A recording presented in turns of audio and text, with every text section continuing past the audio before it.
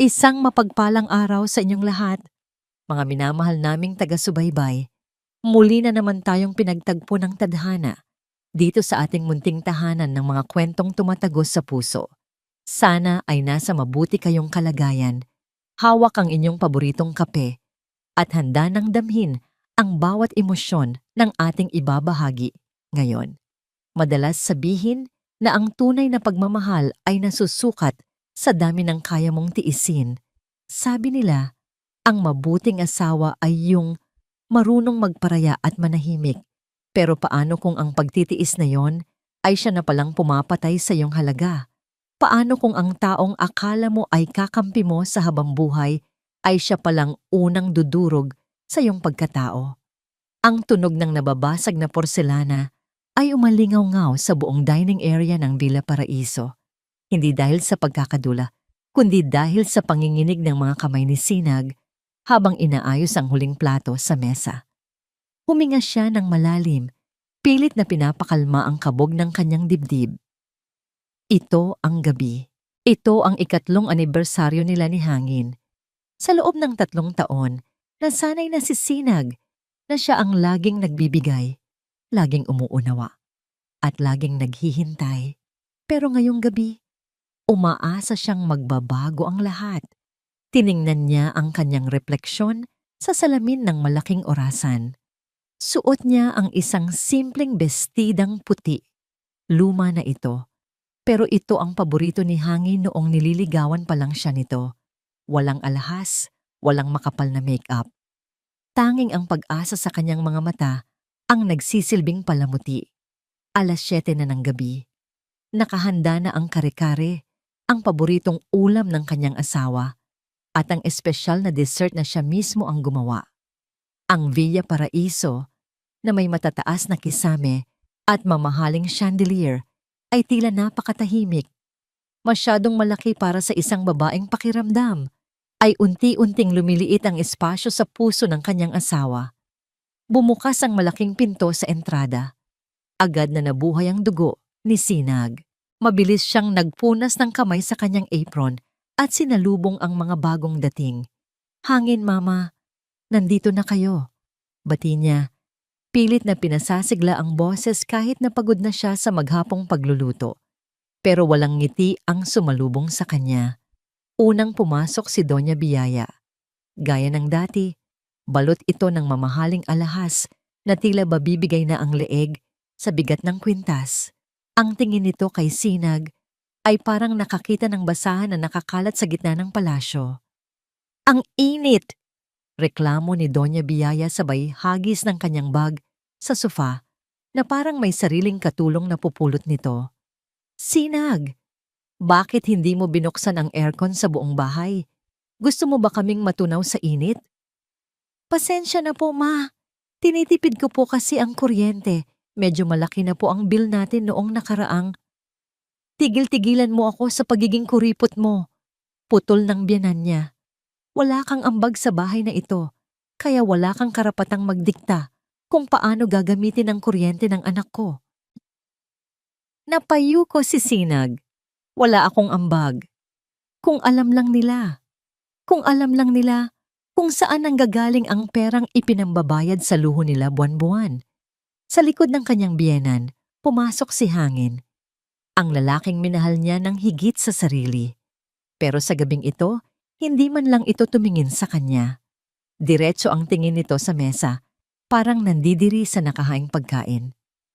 "Hangin, happy anniversary!"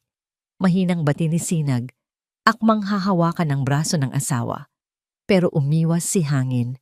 Sa halip na yakap, isang brown envelope ang inilapag niya nang padabog sa gitna ng lamesa, sa ibabaw mismo ng niluto niyang kare-kare.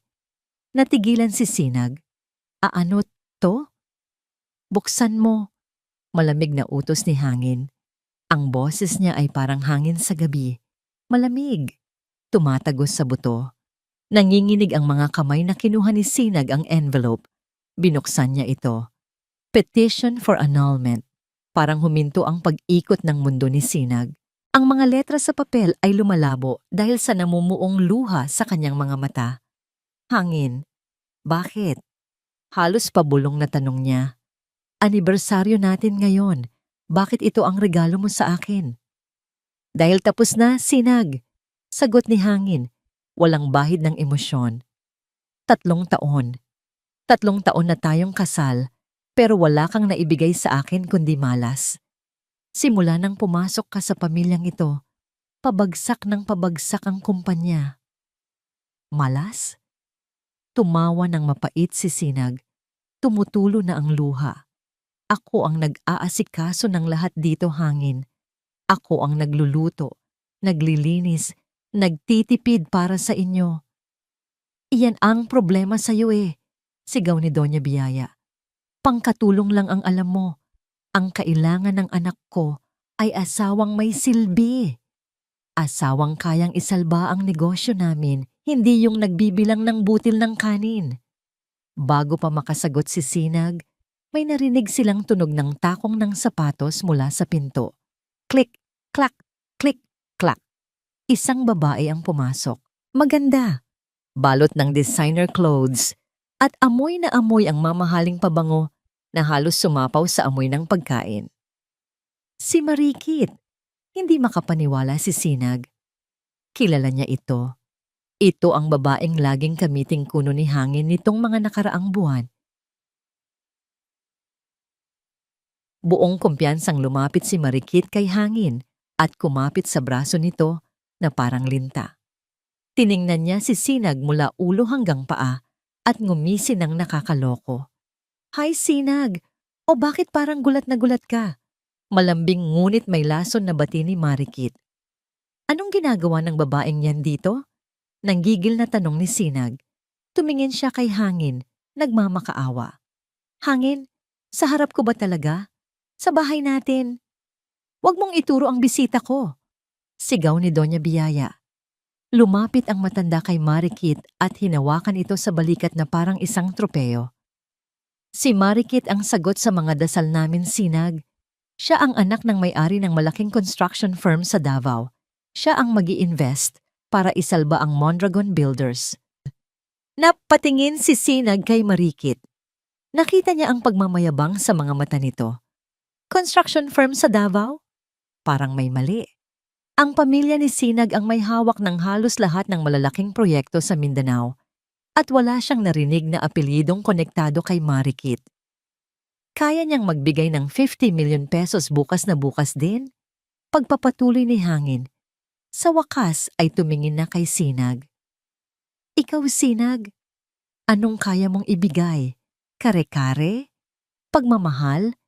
Hindi nakakabayad ng utang ang pagmamahal mo. Parang sinaksak ng paulit-ulit ang puso ni Sinag. Ang lalaking minahal niya. Ipinagpalit siya dahil sa pera. Ipinagpalit siya sa isang pangako ng salapi. Hangin, asawa mo ako. Humahagulgol na, sabi ni Sinag. Lumapit siya at lumuhod sa harap ni Hangin, niyakap ang mga binti nito, na wala na ang kanyang dignidad. Wag naman ganito. Kaya nating solusyonan to. Wag mo akong itapon na parang basura. Bitawan mo ako. Sigaw ni Hangin at tinabig siya. Dahil sa lakas ng tulak na paupo si Sinag sa sahig, tumama ang siko niya sa kanto ng mesa, dahilan para mahulog ang vase na may mga rosas. Mga rosas na siya mismo ang bumili para sa sarili niya kanina. Nabasag ang vase, kalat ang tubig at bubog sa sahig. Napaka-clumsy talaga. Iritadong sigaw ni Marikit, na kunwaring nagulat at nagtago sa likod ni Hangin.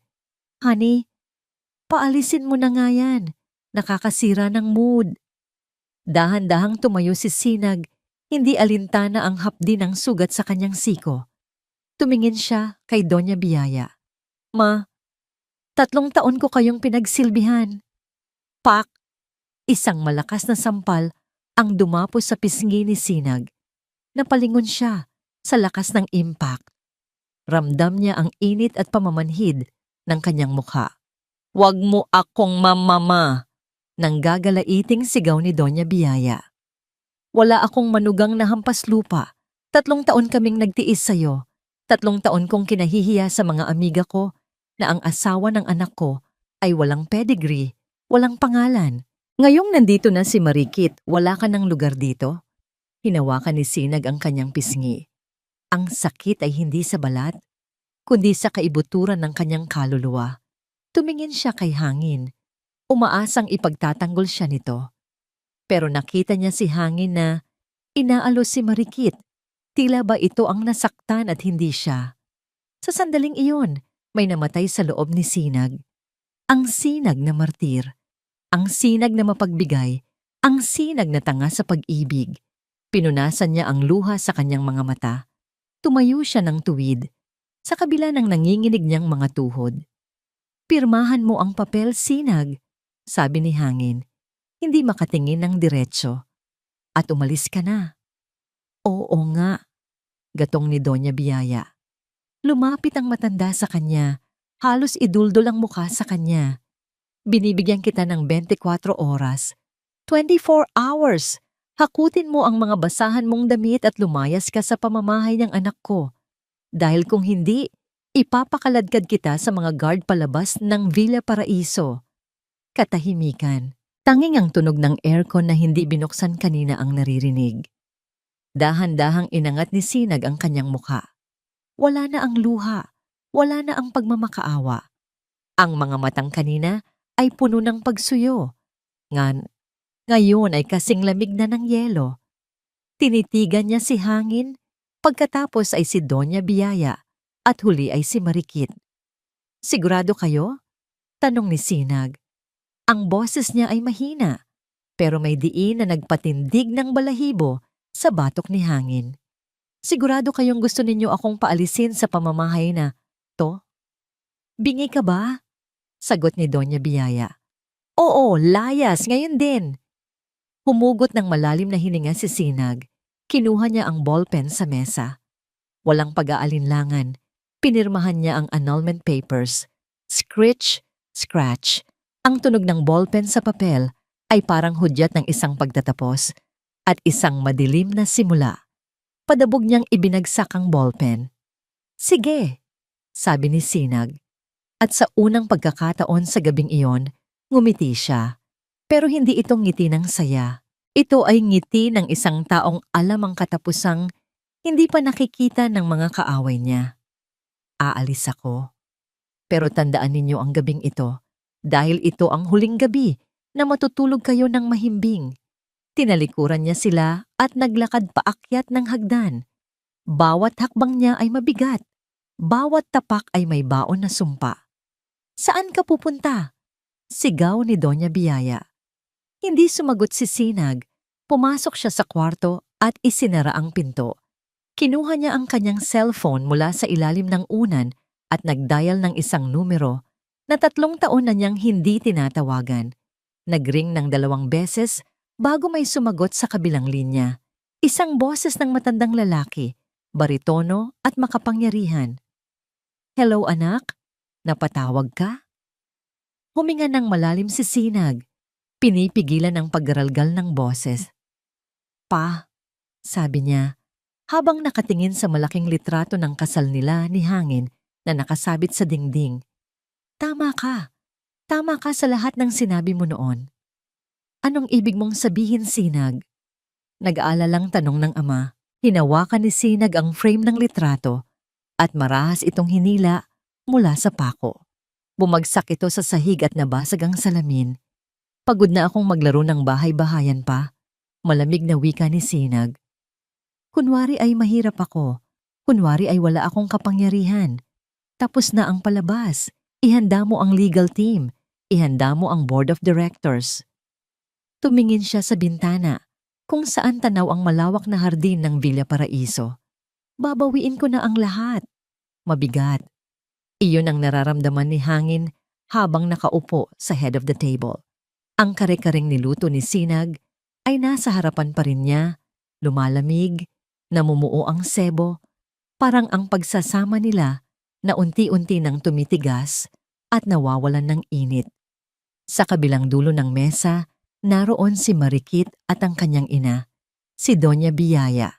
Nagtatawanan sila, nagbubulungan at umiinom ng wine na para bang walang katatapos lang na dilubyo sa pamamahay na ito. Cheers to the new beginning! Masiglang bati ni Marikit sabay angat ng kanyang baso. Ang tunog ng kristal ay matinis sa pandinig ni Hangin. Honey, bakit hindi ka umiinom? Di ba dapat masaya ka? Finally, mawawala na ang malas sa buhay mo. Pilit nang ngumiti si Hangin. Oo, masaya ako. Pero sa totoo lang, parang may bumabara sa lalamunan niya. Ang imahe ni Sinag, nakaluhod, umiiyak, at yung tunog ng sampal ni Mama sa mukha nito ay paulit-ulit na nagpi-play sa utak niya. Hayaan mo na yang si Sinag, anak, sabi ni Doña Biyaya habang humihiwa ng steak na ipinaluto niya sa katulong matapos isnaban ang kare-kare. Drama queen talaga ang babaeng yon. Akala niya, hahabulin natin siya? Ha! Good riddance. Ngayong nandito na si Marikit at ang investment ng pamilya niya, aangat na ulit ang Mondragon Builders. Tama po kayo, tita.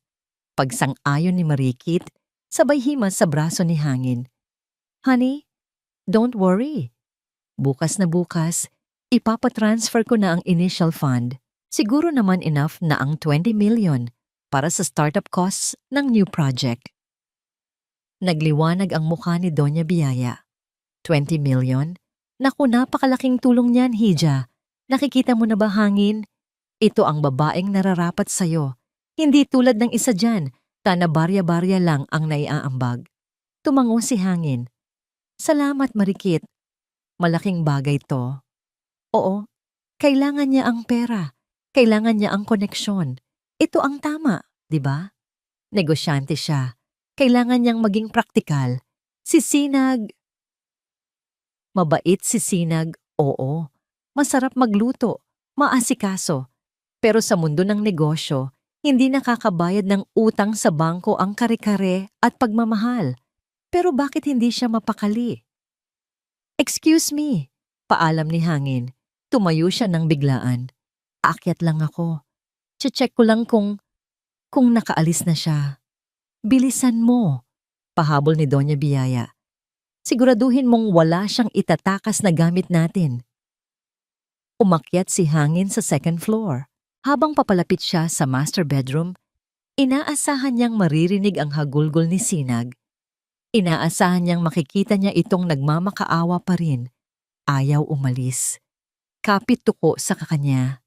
Inihanda na niya ang sarili sa isa na namang eksena ng iyakan. Inihanda na niya ang mga linyang sasabihin, Sinag, intindihin mo na lang ako o kaya para naman ito sa future ng pamilya. Pero pagbukas niya ng pinto, katahimikan ang sumalubong sa kanya. Nakabukas ang mga ilaw. Ang kwarto na dati ay puno ng amoy ng lavender na paborito ni Sinag. Ngayon ay amoy luma at walang buhay. Nasa gitna ng kwarto si Sinag. Hindi ito umiiyak. Walang luha sa mga mata nito. Nakasuot na ito ng simpleng maong at t-shirt. Sa paanan nito ay 2 lumang maleta at isang bayong. Bayong? Doon ba nito ilalagay ang mga gamit? Aalis ka na? Tanong ni Hangin. Naisip niya agad na ang tanga ng tanong niya. Hindi sumagot si Sinag. Patuloy lang ito sa pagtutupi ng mga damit, mga simpleng damit na nabili sa Tiangge. Lumapit si Hangin sa walk-in closet. Binuksan niya ito. Halos walang nabawas. Naiwan doon ang mga mamahaling damit na binili ni Hangin para sa mga corporate events. Kahit bihirang suotin ni Sinag. Ang mga sapatos, ang mga bag na regalo niya tuwing Pasko. Bakit hindi mo kinuha yung mga regalo ko? Tanong ni Hangin. Medyo naiirita. Sa'yo naman yan. Binigay ko na yan. Huminto si Sinag sa pagtutupi. Dahan-dahan siyang lumingon. Ang mukha niya ay blangko, parang isang maskara ng yelo. Hindi ko kailangan ng mga bagay na galing sa taong hindi marunong magpahalaga sa akin. Mahinang sagot ni Sinag. Napataas ang kilay ni Hangin. Wow, choosy ka pa? Saan ka pupunta, Sinag? Wala kang pera. Wala kang pamilya dito sa Maynila. Ang mga magulang mo sa probinsya, ano namang maitutulong nila sa'yo? Mangingisda lang sila, di ba? Hindi sumagot si Sinag. Isinara niya ang zipper ng kanyang luma at sira-sirang maleta. Zzz. Ang tunog ay parang paghihiwalay ng kanilang mundo. Lumapit si Hangin sa kanya. Inilabas ang wallet at kumuha ng isang makapal na bundle ng pera. Oh, inabot ni Hangin ang pera. Tulong ko na to. Pang-upa mo ng kwarto o pamasahe pa uwi sa probinsya. Huwag mong sabihing masama akong asawa. Tiningnan lang ni Sinag ang pera. Pagkatapos, tumingin siya sa mga mata ni Hangin. Sa sandaling iyon, nakaramdam ng kilabot si Hangin. Iba ang tingin ni Sinag. Dati, ang mga matang yon ay laging malambot. Laging sumasamba sa kanya. Ngayon, para siyang tinitingnan ng isang estranghero. O mas masahol pa, para siya ng isang insekto na kinakasuklaman nito. Itago mo yan, Hangin, sabi ni Sinag. Kakailanganin mo yan. Mas kailangan mo yan kaysa sa akin. Anong ibig mong sabihin? Kunot noong tanong ni Hangin. Ako? Mawawalan? Mayaman kami, Sinag, at lalo pa kaming yayaman ngayon. Hindi na sumagot si Sinag. Binitbit niya ang bayong sa kanang kamay at hinila ang maleta sa kaliwa. Naglakad siya palapit sa bedside table. May kinuha siya mula sa kanyang bulsa, ang wedding ring nila. Isang simpleng gintong singsing. Dahan-dahan, maingat. Inilapag niya ito sa ibabaw ng mesa. Ting. Maliit na tunog, pero parang kampana sa tenga ni Hangin. Hangin! Tawag ni Sinag. Hindi lumilingon habang nasa may pinto na. Ano? Sabi mo kanina, wala akong naibigay sa'yo kundi malas. Wika ni Sinag. Ang boses niya ay kalmado, pero puno ng kapangyarihan. Simula sa gabing ito, ibinabalik ko na sa'yo ang lahat ng swerte na inaakala mong sa'yo. Sana kayanin mo ang bigat kapag wala na ako. Ang drama mo talaga. Sigaw ni Hangin para pagtakpan ng kaba sa dibdib niya. Umalis ka na nga. At huwag ka nang babalik kapag nagutom ka. Lumabas si Sinag ng kwarto. Hindi na siya lumingon. Sinundan siya ng tingin ni Hangin. Narinig niya ang mga yabag ni Sinag sa hagdan. Narinig niya ang matinis na tawa ni Marikit mula sa baba. O ayan na pala ang ex-wife. Narinig niyang sigaw ni Marikit. Bye girl! Don't worry. Aalagaan ko ang asawa mo. Better than you ever did. Lumayas ka na. Shoo! Sigaw naman ni Doña Biyaya. Hinihintay ni Hangin na sumagot si Sinag. Hinihintay niyang lumaban ito. Pero wala. Tahimik lang. Naglakad si Hangin papunta sa veranda ng kwarto. Mula dito, tanaw ang gate ng Villa Paraiso. Gusto niyang makita ang huling pag-alis ni Sinag. Gusto niyang makita itong maglakad sa madilim na kalsada para ma-justify niya sa sarili niya na tama ang desisyon niya. Nakawawa si Sinag kung wala siya. Nakita niya si Sinag na lumabas ng malaking gate. Hila-hila ang maleta. Madilim sa labas. Umaambon. Perfect scene para sa isang talunan. Yan. Bulong ni Hangin sa sarili. Humihigop ng hangin para palakasin ang loob. Yan ang bagay sa'yo, ang maglakad sa putikan. Pero biglang may nangyari na hindi inaasahan ni Hangin.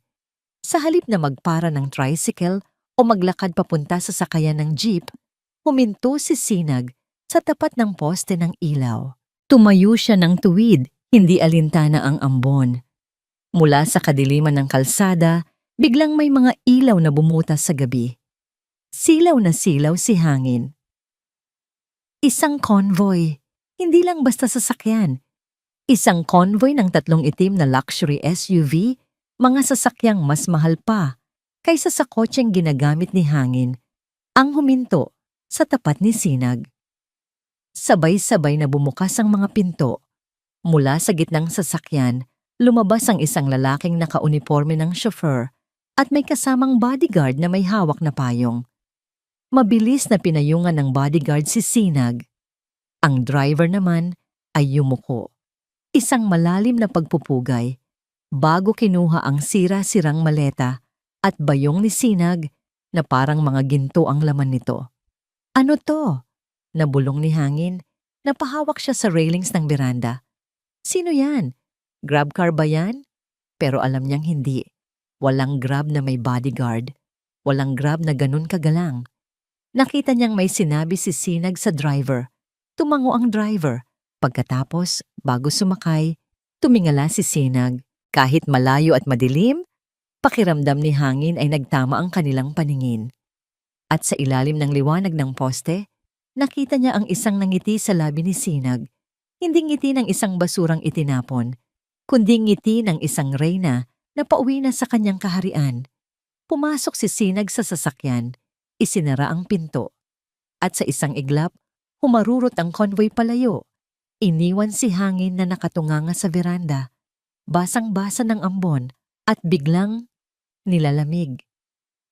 Nanginginig ang kamay na napahawak si hangin sa kanyang dibdib. Ang yabang na nararamdaman niya kanina ay biglang napalitan ng isang mabigat na tanong na ngayon lang pumasok sa isip niya. Sino ka ba talaga, Sinag? Isang buwan. 30 araw na ang lumipas mula nang iwan ni Sinag ang Villa Paraiso. 30 araw na ang nakalipas mula nang talikuran niya ang babaeng dating nagmamakaawa sa sahig para lang sa kakarampot na pagmamahal. Sa loob ng isang buwan, maraming nagbago. Pero sa conference room ng Mondragon Builders, tila nanatili ang lumang hangin. Mabigat, mainit at puno ng kasinungalingan. 11:00 na ng umaga. Nakaupo ang mga board members sa paligid ng mahabang mahogany table. Ang bawat isa sa kanila ay hindi mapakali. Panay ang tingin sa kani-kanilang mga relo. Nagbubulungan na parang mga bubuyog na natataranta bago bumagyo. Sa kabisera, nakaupo si Hangin.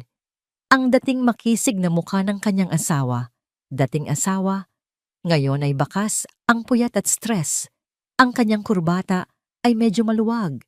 At ang kanyang mga daliri ay walang tigil sa pagtambol sa mesa. Tok, tok, tok. Hangin! Bulong ni Doña Biyaya na nakaupo sa kanan nito. Kahit sa gitna ng krisis, hindi nawawala ang kayabangan sa postura ng matanda. Sigurado ka bang darating niyang investor na sinasabi mo? Kanina pa tayo naghihintay. Ang mga matatandang to, nagrereklamo na. Darating siya, ma. Sagot ni Hangin, bagaman halata sa boses nito ang pagdududa. Siya ang representative ng SV Holdings. Sila ang bumili ng lahat ng utang natin sa bangko. Kung hindi sila sisipot, bukas na bukas din, foreclosed na ang building na to. Napatingin si Hangin sa kaliwa niya kung saan nakaupo si Marikit. Ang babaeng ipinalit niya kay Sinag ay abala sa pag-aayos ng kanyang lipstick gamit ang screen ng cellphone. Marikit, mariing tawag ni Hangin. Akala ko ba na-transfer na ng daddy mo ang funds? Bakit tumalbog ang cheque kahapon? Napahiya ako sa supplier. Ibinaba ni Marikit ang cellphone at ngumuso. Honey naman, ilang beses ko bang sasabihin sa'yo? International transfer yon. Alam mo naman ang bangko ang daming red tape. Tsaka nasa cruise si daddy sa Europe, mahina ang signal. Don't stress yourself, okay? Darating din yon. Darating? Kailan? Gigil na tanong ni Hangin. Kapag nasa kangkungan na tayo. Huwag mong sigawan ang girlfriend mo, Hangin. Saway ni Doña Biyaya. Ginagawa ni Marikit ang lahat. Yung investor na hinihintay natin, nasaan? Baka naman pinaglalaruan lang tayo niyan. Sa labas ng conference room, nakatayo si Sinag. Rinig na rinig niya ang usapan sa loob. Ang glass wall ay may blinds, pero ang boses ng mga taong dating umapi sa kanya ay tumatagos kahit sa pinakakapal na pader. Napangiti si Sinag. Hindi ito ang nangiti ng dating Sinag na mahiyain. Ito ay ngiti ng isang manlalaro na hawak ang lahat ng alas. Tiningnan niya ang kanyang sarili sa refleksyon ng salamin. Wala na ang bestidang luma. Wala na ang apron na amoy mantika. Ngayon, suot niya ay isang custom-made white power suit na yakap ang kanyang kurba, gawa ng sikat na designer sa Paris. Ang kanyang buhok na dati ay laging nakapusod ng messy bun. Ngayon ay nakalugay sa malalaking alon na umaabot hanggang balikat. Sa kanyang leeg, ay isang simpleng kwintas, pero ang diamond pendant nito ay nagkakahalaga ng mas mahal pa sa kotse ni Marikit. Ma'am Miss Valderrama, tawag ng kanyang assistant na si Kara. Ready na po ba kayo? Huminga ng malalim si Sinag, hindi dahil sa kaba, kundi para namnamin ang sandali. Yes, Kara, sagot ni Sinag. Ang boses niya ay buo, malinaw, at puno ng awtoridad. Let's end their misery. Or better yet, let's start it. Tumango si Kara at binuksan ang malaking pinto ng conference room. Ang tunog ng pagbukas ng pinto ay nagpatigil sa lahat ng ingay sa loob. Lahat ng mata, mula sa mga board members, kay Hangin, kay Doña Biyaya at kay Marikit, ay sabay-sabay na napalingon sa entrada. Pumasok si Sinag. Click, clack, click, clack. Ang tunog ng kanyang red-soled stilettos sa marmol na sahig ay parang countdown ng isang bomba. Naglakad siya ng dahan-dahan, bawat hakbang ay puno ng kumpiyansa. Ang amoy ng kanyang pabango, isang mixture ng vanilla at musk na nagpapahiwatig ng kapangyarihan, ay agad na pumuno sa kwarto. Tinatalo ang amoy ng takot at pawis ng mga naroon.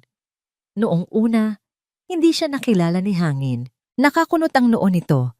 Tila tinatantya kung sino ang magandang babaeng pumasok. Nakita ni Sinag ang paghanga sa mga mata nito bago ang pagkilala. Pero nang tanggalin ni Sinag ang kanyang designer sunglasses, narinig niya ang singhap ng buong kwarto. Nanlaki ang mga mata ni Hangin. Nahulog ni Doña Biyaya ang hawak niyang ballpen. Si Marikit naman ay napanganga, napatigil sa pagnguya ng chewing gum. Magandang umaga, bati ni Sinag. Ang boses niya ay malamig, parang aircon na nakatodo sa pinakamababang temperatura. Pasensya na kung nalate ako. Masyadong heavy ang traffic ng mga problema niyo. Katahimikan. Isang nakakabinging katahimikan. Sinag, nauutal na banggit ni Hangin. Tumayo ito ng dahan-dahan, parang nakakita ng multo. Anong ginagawa mo dito? Sinag! Tili ni Doña Biyaya. Agad na nag-init ang ulo ng matanda. Tumayo ito at dinuro si Sinag. Ang kapal din ng mukha mong magpakita dito. Anong ginagawa mo? Nag-apply ka ba bilang janitress? O baka naman sinusundan mo ang anak ko para magmakaawa ulit? Hindi sumagot si Sinag. Tiningnan lang niya ang daliri ni Doña Biyaya na nakaturo sa kanya. Tiningnan niya ito na parang isang dumi sa kuko. Guard! Sigaw ni Doña Biyaya. Paalisin ang babaeng to. Trespassing to. Security. Bumukas ulit ang pinto, pero hindi security guard ang pumasok. Pumasok ang head ng legal department ng kumpanya, kasunod ang sekretary ni Hangin na namumutla. Ma'am Biyaya, Sir Hangin? Nanginginig na sabi ng abogado. Siya po ang bisita natin. Natigilan si Doña Biyaya. Ano? Nababaliw ka na ba, attorney? Si Sinag yan, ang palamuning asawa ng anak ko. Correction, Doña Biyaya. Putol ni Sinag. Naglakad siya palapit sa kabisera ng mesa, sa pwesto kung saan nakatayo si Hangin. Ex-wife. At hindi ako nandito para sa family reunion. Tumingin si Sinag kay Hangin. Ang mga mata ng lalaki ay puno ng kalituhan at pagsisisi? Hindi. Takot iyon. Takot na makita ang pagbabago sa babaeng dating kaya niyang paikutin sa palad niya. Excuse me, sabi ni Sinag kay Hangin. That's my seat. Sa seat mo? Naguguluhang tanong ni Hangin. Yes, sagot ni Sinag. Sabay senyas kay Kara. Inabot ni Kara ang isang folder kay Hangin. Kinuha ito ng lalaki. Nanginginig ang mga kamay habang binubuksan. Hangin, what is this? Tanong ni Marikit. Nakasilip sa folder. Biglang kinabahan. Basahin mo ng malakas, Mr. CEO. Utos ni Sinag. Hindi pakiusap, kundi utos. Napalunok si Hangin. SV Holdings, Sinag Valderrama Holdings, has acquired 60% of the total debt of Mondragon Builders and hereby exercises the right to convert debt to equity. making her the majority shareholder and new chairman of the board. Binitawan ni Hangin ang papel. Parang nawalan ng lakas ang kanyang mga tuhod at napaupo siya, hindi sa kabisera, kundi sa bakanting upuan sa gilid. Napasinghap ang mga board members. Agad na nagbago ang ihip ng Hangin.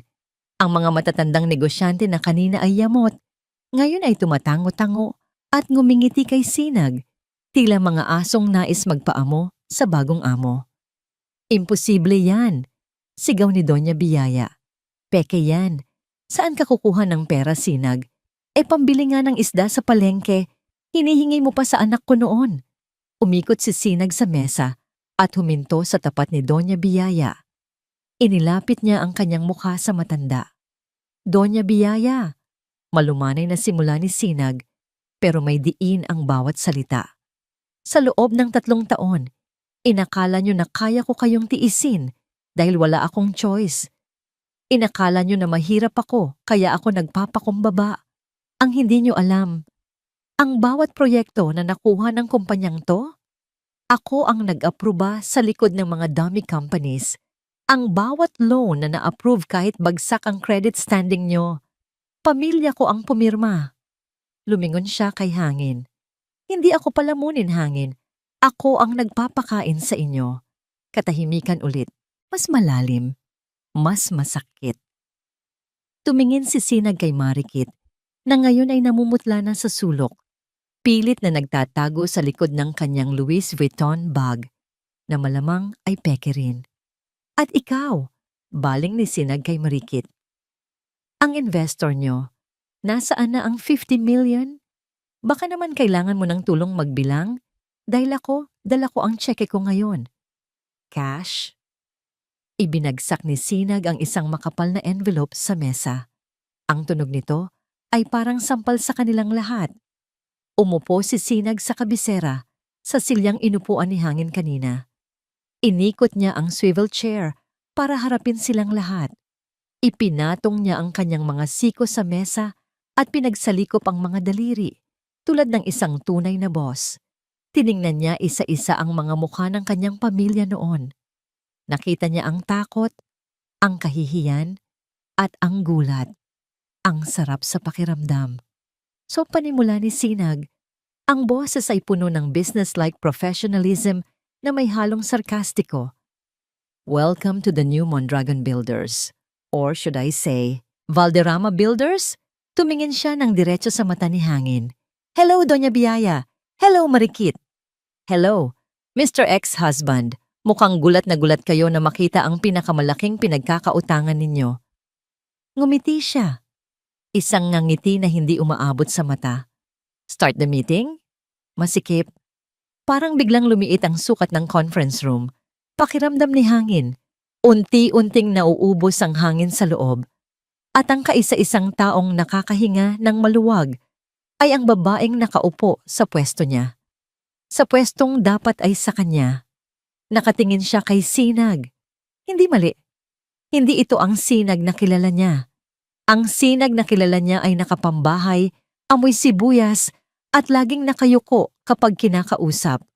Ang babaeng nasa harapan niya ngayon ay nakasuot ng mamahaling suit, matalimang tingin, at hawak ang leeg nilang lahat. Nanuyo ang lalamunan ni Hangin. Gusto niyang magsalita, gusto niyang bawiin ang kontrol, pero parang naglu ang puweta niya sa visitor's chair. Fake news! Ang matinis na sigaw ni Doña Biyaya ang bumasag sa katahimikan. Tumayo ang ina ni Hangin, nanginginig ang daliri, habang nakaturo kay Sinag. Ang mukha nito ay pinaghalong pula ng galit at puti ng takot. Huwag kayong maniwala sa babaeng yan, baling ni Doña Biyaya sa mga board members. Kilala ko ang pagkatao niyan. Wala yang pera. Anak lang yan ng mangingisda. Sigurado ako, peke ang mga dokumentong yan. O baka naman. Tumigil sandali si Doña Biyaya at ngumisi ng nakakaloko. Tila nakahanap ng butas. O baka naman may nahanap kang sugar daddy, Sinag. Ha? Iyan ba ang totoo? Ibinenta mo ang sarili mo sa kung sinong matandang mayaman para lang makapaghiganti sa amin? Napatingin si Hangin kay Sinag. Sa isip niya, biglang nagkaroon ng sense ang lahat. Oo nga, imposibleng mayaman si Sinag. 3 taon silang nagsama. Alam niya ang amoy ng kahirapan. Kung may pera ito ngayon, siguro nga galing sa masama. Agad na kumapit si Hangin sa teoryang yon. Mas madaling tanggapin na pokpok ang asawa niya kaysa tanggaping mas magaling at mas mayaman ito sa kanya. Totoo ba yon, Sinag? Tanong ni Hangin. Pilit na ibinabalik ang tapang sa boses niya. Sabagay, ano nga bang alam mo sa pagpapatakbo ng kumpanya? Ang alam mo lang naman ay magluto at maglinis. Sinong sponsor ang nasa likod mo? Ilabas mo siya. Sa gilid nakita ni Hangin na tumangutango si Marikit. Oo nga. My God, ang cheap. Gumamit ng ibang lalaki para magkapera. Honey, don't worry. Ipapatawag ko ang lawyers ni Daddy. Ipapahuli natin siya for fraud. Inasahan ni Hangin na mapipikon si Sinag. Inasahan niyang tatayo ito, iiyak, at dedepensahan ang sarili gaya ng dati. Pero tumawa lang si Sinag, isang mahina at malamig na tawa na nagpataas ng balahibo ni Hangin. Sugar Daddy? Ulit ni Sinag, habang dahan-dahang tumatayo. Funny, kasi sa pagkakaalam ko sa ating dalawa, Hangin, ikaw ang may inaalaga ang sugar baby na wala namang pera. Sinulyapan ni Sinag si Marikit na biglang namutla at nag-iwas ng tingin at tungkol sa paratang ninyo. Naglakad si Sinag papunta sa projector screen. Kinuha niya ang remote at pinindot ito. Beep! Bumaba ang white screen at nagliwanag ang projector. Tumambad sa kanilang lahat ang isang serye ng bank statements at transaction records. Hindi lang basta mga numero. Ito ang mga petsa na hinding-hindi makakalimutan ni Hangin. Ang mga petsa kung saan akala niya ay katapusan na ng kumpanya. February 14, 23. Basa ni Sinag. Ang laser pointer ay nakatutok sa unang date. Na-hold ang sweldo ng mga empleyado. Muntik nang magwelga ang unyon. Biglang may pumasok na 5 million pesos galing sa isang anonymous donor under SV Holdings. Napalunok si Hangin. Tandang-tanda niya yon. Umuwi siyang lasing noon at si Sinag ang nag-alaga sa kanya habang yak siya ng yak dahil akala niya ay makukulong siya. October 30, 24. Lipat ni Sinag sa sunod na slide. Supplier issue. Walang semento. Tigil ang construction. SV Holdings ulit ang nagbayad ng 12 million pesos direct to supplier. Isa-isa. Parang mga bala ng baril na tumatama sa dibdib ni Hangin ang bawat slide. August 15, ngayong taon. Tax evasion case na muntik ng ikasara ng kumpanya. Settlement fee? 8 million, paid by SV Holdings. Pinindot ni Sinag ang off button. Nagdilim ulit ang screen pero ang katotohanan ay napakalinaw na. Humarap si Sinag sa kanila. Walang sugar daddy, Hangin. Sabi ni Sinag, ang boses ay may halong awa at pandidiri. Ang pera ay galing sa trust fund ko. Galing sa Valderrama Estate sa Isla Rosales. Ang mga magulang ko, na tinatawag niyong mangingisda, ay ang may-ari ng pinakamalaking export company ng tuna sa buong Mindanao. At sila rin ang landlord ng lupaing kinatatayuan ng building na to. Parang binuhusan ng malamig na tubig si Hangin. Valderrama Estate? Ang akala niya, apelyido lang yon ng mahihirap sa probinsya. Isla Rosales? Akala niya baryo lang yon. Hindi niya alam na isla pala yon na pagmamay-ari ng pamilya ng asawa niya. Kung mayaman ka? Nauutal na tanong ni Hangin. Bakit? Bakit ka nagtitiis sa amin? Bakit ka nagsuot ng mumurahin? Bakit ka nagpaalila kay mama? Ngumiti ng mapait si Sinag. Dahil mahal kita, Hangin. Noong una, ayaw kong masapawan ng ego mo.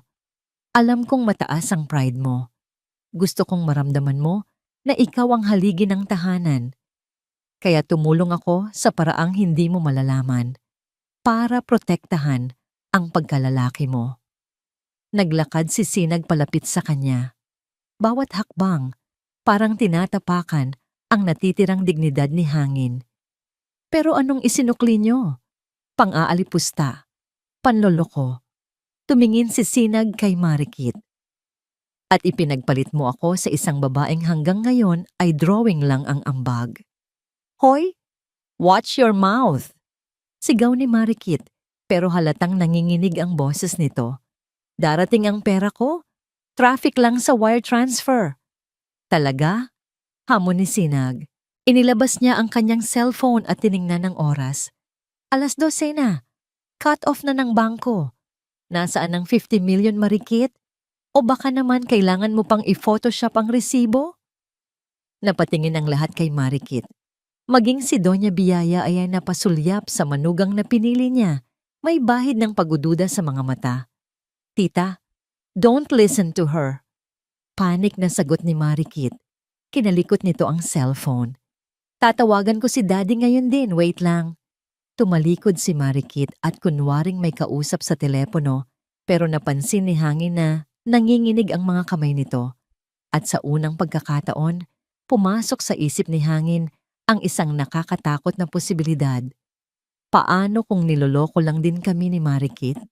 Pero hindi pwede. Kung totoo yon, ibig sabihin ay tinapon niya ang isang diamante para pulutin ang isang piraso ng basag na bote. Hindi niya matanggap yon.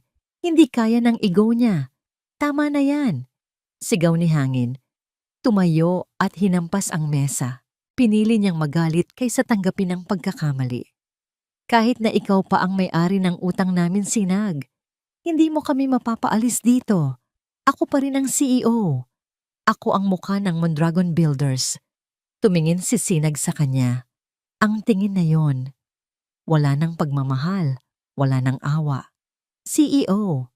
Tanong ni Sinag. Tumawa ito ng mahina. Basahin mo ang huling pahina ng kontrata, Mr. Ex-Husband. Dali-daling binuklat ni Hangin ang folder hanggang sa dulo. Section 5. Management Takeover Clause. Upon acquisition of 51% equity, the investor reserves the right to appoint a new leadership team. Nalaglag ang panga ni Hangin. Simula ngayon, deklara ni Sinag habang naglalakad pabalik sa kabisera at tinapik ang balikat ng namumutlang si Doña Biyaya. Ako na ang masusunod dito. Lahat ng desisyon dadaan sa akin. Lahat ng gastos pipirmahan ko. Huminto siya sa tapat ng pinto bago lumabas. At isa pa, pahabol ni Sinag. Tumingin siya kay Doña Biyaya. Yung budget para sa 60th birthday party mo sa Sabado, canceled na yon. Unless si Marikit ang magbabayad. Hindi pwede yon, tili ni Doña Biyaya. Imbitado ang lahat ng amiga ko. Nakapag-down payment na ako sa catering. Di ipabawi mo. Kibit balikat ni Sinag. Kumpanya ko ito ngayon. At sa kumpanya ko, hindi kami gumagastos para sa mga linta. Binuksan ni Sinag ang pinto. Meeting adjourned. Lumabas si Sinag. Iniwan silang lahat na tulala. Napaupo si Hangin sa silya. Pakiramdam niya ay gumuho ang langit sa kanya. Tumingin siya kay Doña Biyaya na ngayon ay umiiyak sa galit. At kay Marikit na busy pa rin sa kakapindot sa cellphone, umiiwas ng tingin. Sa labas ng glass wall, nakita ni Hangin si Sinag na naglalakad palayo. Ang lakad nito ay matatag, taas noo. At sa sandaling iyon, naramdaman ni Hangin ang tunay na kahulugan ng pagsisisi, malamig, mabigat, at huli na ang lahat. Anong gagawin na natin, anak? Hagulgol ni Doña Biyaya. Babawiin niya ang lahat. Tumingin si Hangin sa ina niya, tapos kay Marikit. Kinuyom niya ang kanyang kamao. Hindi, bulong ni Hangin. Ang takot ay napalitan ng isang madilim na desisyon. Hindi pa tayo tapos. Kung gusto niya ng laro, ibibigay ko sa kanya. Humarap siya kay Marikit. Marikit, siguraduhin mong darating ang pera bukas. Dahil kung hindi, baka maniwala na ako sa sinasabi ng asawa ko. Nakita niya ang takot sa mata ni Marikit, pero tumango ito. Oo, honey. Bukas, promise. Kasinungalingan. Alam ni Hangin na amoy kasinungalingan ang hangin sa kwartong yon. Pero wala na siyang ibang choice kundi ang sumakay dito. Dahil ang tanging alternatibo ay ang lumuhod sa babaeng itinapon niya. At hinding-hindi gagawin ni Hangin Mondragon iyon. Ding dong! Ang tunog ng doorbell ay hudyat na nagsimula na ang palabas. Huminga ng malalim si Doña Biyaya habang nakaharap sa malaking salamin sa kanyang kwarto. Hinaplos niya ang kanyang leeg kung saan nakapulupot ang Corazon de Mondragon, isang kwintas na gawa sa purong ginto at napapalamutian ng mga ruby. Ito ang pinakamahalagang mana ng kanilang pamilya, ang natitirang simbolo ng kanilang yaman na hindi pa naisasangla. Perfect, bulong niya sa sarili. Walang makakahalata. Sa kabila ng makapal na foundation na tumatakip sa kanyang mga wrinkles at sa kabila ng kumikinang na alahas, ramdam ni Doña Biyaya ang panginginig ng kanyang mga tuhod. Kasinungalingan. Ang buong gabing ito ay isang malaking kasinungalingan. Kinansela ni Sinag ang budget. Ang walang hiyang babaeng yon, matapos agawin ng kumpanya, ay nagkaroon ng lakas ng loob na ipahiya siya. Pero hindi papatalo si Doña Biyaya. Hindi sa harap ng kanyang mga amiga, hindi sa harap ng alta sosyedad. Para matuloy ang grand 60th birthday party na ito, napilitan siyang ibenta ng patago ang 3 niyang Hermes bags kaninang umaga sa isang second-hand luxury shop sa Green Hills. Ang sakit sa dibdib. Para siyang hiniwa habang inaabot ang mga bag na yon kapalit ng cash. Pero kailangan niyang ipakita sa mundo at lalo na kay Sinag na siya pa rin ang reyna ng Villa Paraiso. Ma? Bumukas ang pinto at pumasok si Hangin. Nakatoksido ang anak niya, gwapo, makisig, pero ang mga mata nito ay balisa. Panay ang lingon sa likod. Ma, sigurado ka ba dito? Bulong ni Hangin. Baka dumating si Sinag. Baka ipahiya niya tayo. Sabi niya canceled na to. Tumahimik ka, Hangin. Asik ni Doña Biyaya habang inaayos ang kanyang buhok. Bahay natin to. At ako ang masusunod. Kung pupunta dito ang babaeng yon, ipakikita natin sa kanya kung saan siya lulugar. Sa kusina, kasama ng mga katulong. Pero ma, ang utang natin. Nandyan si Marikit. Pagpupumilit niya, kahit na sa loob-loob niya ay may munting boses na nagtatanong kung nasaan na ba talaga ang perang ipinangako nito. Darating ang pera bukas. Sigurado ako. Ngayong gabi, kailangan nating pasayahin si Marikit. Kailangan nating ipakita na worth it tayong tulungan. Entiendes? Napabuntong hininga si Hangin. Nasaan na ba si Marikit? Nasa guest room nagbibihis. Puntahan mo at alalayan mo pababa. Gusto kong inggitin natin ang lahat ng bisita. Lumabas si Hangin. Naiwang mag-isa si Doña Biyaya. Tumingin siya ulit sa salamin at pinilit ngumiti. Isang ngangiting praktisado, isang ngangiting pantakip sa gumuguho niyang mundo. Bumaba siya sa grand staircase. Ang Villa Paraiso ay puno ng bulaklak. Mga imported na lilies at roses ang nakapalibot sa bawat sulok. May live band na tumutugtog ng classical music. Ang mga waiters na nakauniforme ay umiikot bit-bit ang mga tray ng champagne at caviar. Happy birthday, Doña Biyaya! Bati ni Mrs. Elizalde, isa sa mga pinakamayaman niyang amiga, sabay beso sa kanya. Ang ganda-ganda mo ngayon, at ang kwintas na yan. Stunning! Oh, thank you, darling. Sagot ni Doña Biyaya, tumatawa ng mahinhin. You know, simple celebration lang to. Ayaw ko sana ng party pero mapilit ang mga anak ko. Balita ko. Hiwalay na si Hangin at yung... Sino nga ba yon? Yung probinsyana niyang asawa? Tanong ni Mrs. Elizalde habang sumisimsim ng wine. Agad na tumigas ang mukha ni Doña Biyaya. Sinayinag? Naku, past tense na yon. Hindi siya fit sa lifestyle namin. Masyadong low class. Actually, we kicked her out. Good riddance. Really? Tinaasan siya ng kilay ni Mrs. Elizalde. Pero may nababalitaan ako sa business circle na may bagong owner daw ang Mondragon Builders, isang SV Holdings. Nanlamig si Doña Biyaya. Mabilis kumalat ang tsismis. Oo. Mabilis niyang sagot. Partner namin yon. Strategic partnership. Actually, ang fiancé ngayon ni Hangin na si Marikit ang nagdala ng investor na yon. Napakayaman ng pamilya nila sa Davao. Sakto namang bumaba si Marikit mula sa hagdan, nakakapit sa braso ni Hangin.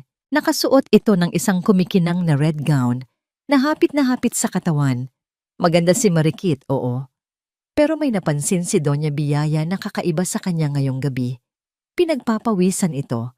Malikot ang mga mata at ang higpit ng hawak nito sa isang maliit na clutch bag na hindi nito binibitawan. Ayan na sila! Pagmamalaki ni Doña Biyaya, pilit iwinawaksi ang kaba. Everyone, meet Marikit, ang future Mrs. Mondragon. Nagpalakpakan ang mga bisita. Ngumiti si Marikit at kumaway, pero ang nangiti niya ay pilit. Habang nagkakasiyahan, lumapit si Doña Biyaya kay Marikit ng pasimple. Hinawakan niya ito sa siko ng mahigpit. Hija! Bulong niya na may halong diin. Ang daming nagtatanong tungkol sa investment. Kailangan nating mag-announce mamaya. Sigurado ka bang bukas na darating ang pera? Biglang namutla si Marikit.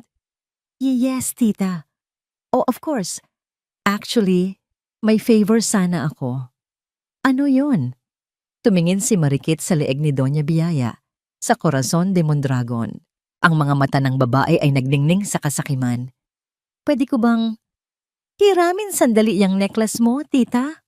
Pakiusap ni Marikit. Magpapapicture lang ako.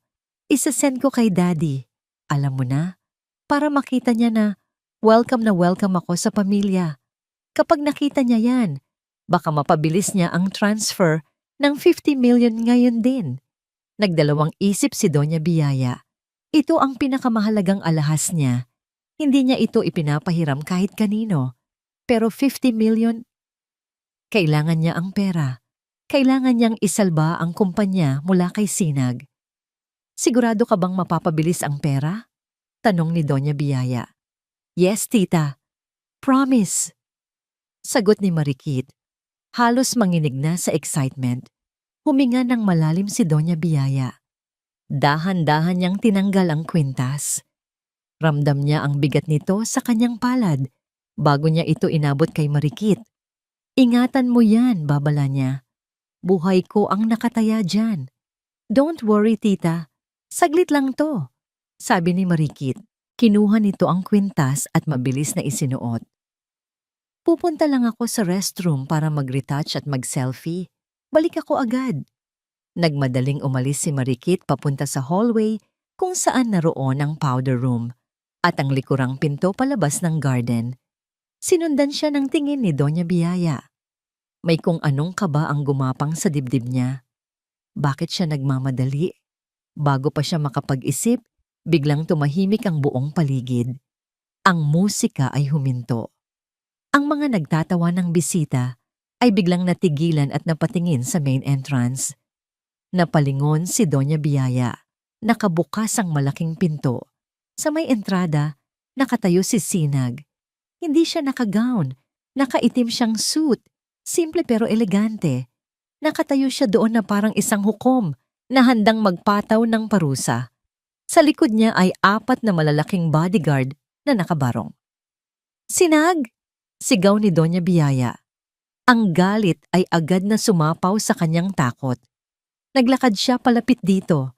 Ang kanyang takong ay maingay sa sahig. Sabi ko na nga ba, walang hiya ka. Sinisira mo ang party ko. Guard, palabasin to. Walang gumalaw na guard. Lahat sila ay nakayuko. Tila nahihiya o natatakot kay Sinag. Huwag kang sumigaw, Doña Biyaya. Kalmadong sabi ni Sinag. Hindi ito tumitingin sa kanya, kundi inililibot ang paningin sa buong party. Hindi ako nandito para guluhin ang munting charity event mo. Nandito ako para manood. Manood ng ano? Ng tagumpay namin? Asik ni Doña Biyaya. Inggit ka lang kasi wala ka dito. Inggit ka kay Marikit. Ngumiti si Sinag ng makahulugan. Nasaan na nga ba ang precious Marikit nyo? Biglang naalala ni Doña Biyaya. Nasa restroom siya. Nag-aayos. Hindi tulad mo na mukhang laging nasa burol. Restroom? Tanong ni Sinag. Tumingin siya sa relo niya. O baka naman nasa likod na ng bahay, tumatalon sa bakod. Anong pinagsasasabi mo? Sa sandaling iyon, narinig nila ang tunog na kinatatakutan ng lahat ng mayayamang may itinatago. Wang, wang, wang. Ang tunog ng sirena ng pulis ay umalingaw-ngaw sa buong subdivision. Ang mga ilaw na pula at asul ay sumayaw sa mga bintana ng Villa Paraiso, humahalo sa liwanag ng chandelier. Napangiti si Doña Biyaya ng malapad. Ha! Sigaw niya. Humahalakhak. Ayan na! Tumawag ako ng pulis kanina, Sinag. Akala mo makakalusot ka sa trespassing mo. Ipapakaladkad kita sa kanila.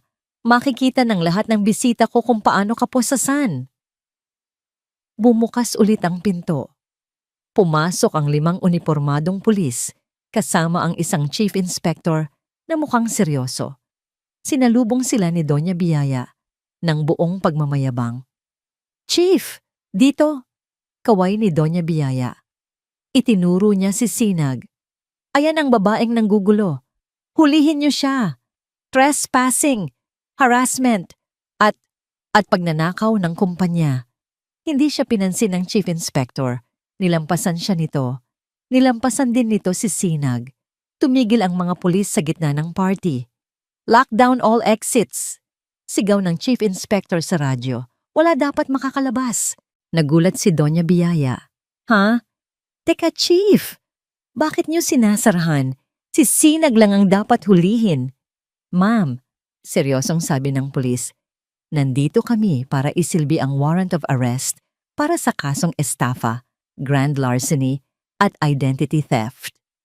Oo nga, para kay Sinag, di ba? Giit ni Doña Biyaya. Lumingon ang pulis kay Sinag at tumango bilang paggalang. Good evening, Miss Valderrama. Salamat sa tip. Pagkatapos, lumingon ang pulis sa direksyon ng hallway kung saan nanggaling ang isang matinis na tili. Aray! Bitawan niyo ako. Doña Biyaya! Hangin! Tulungan niyo ako! Lahat ng ulo ay napalingon. Mula sa hallway, hila-hila ng 2 babaeng pulis si Marikit.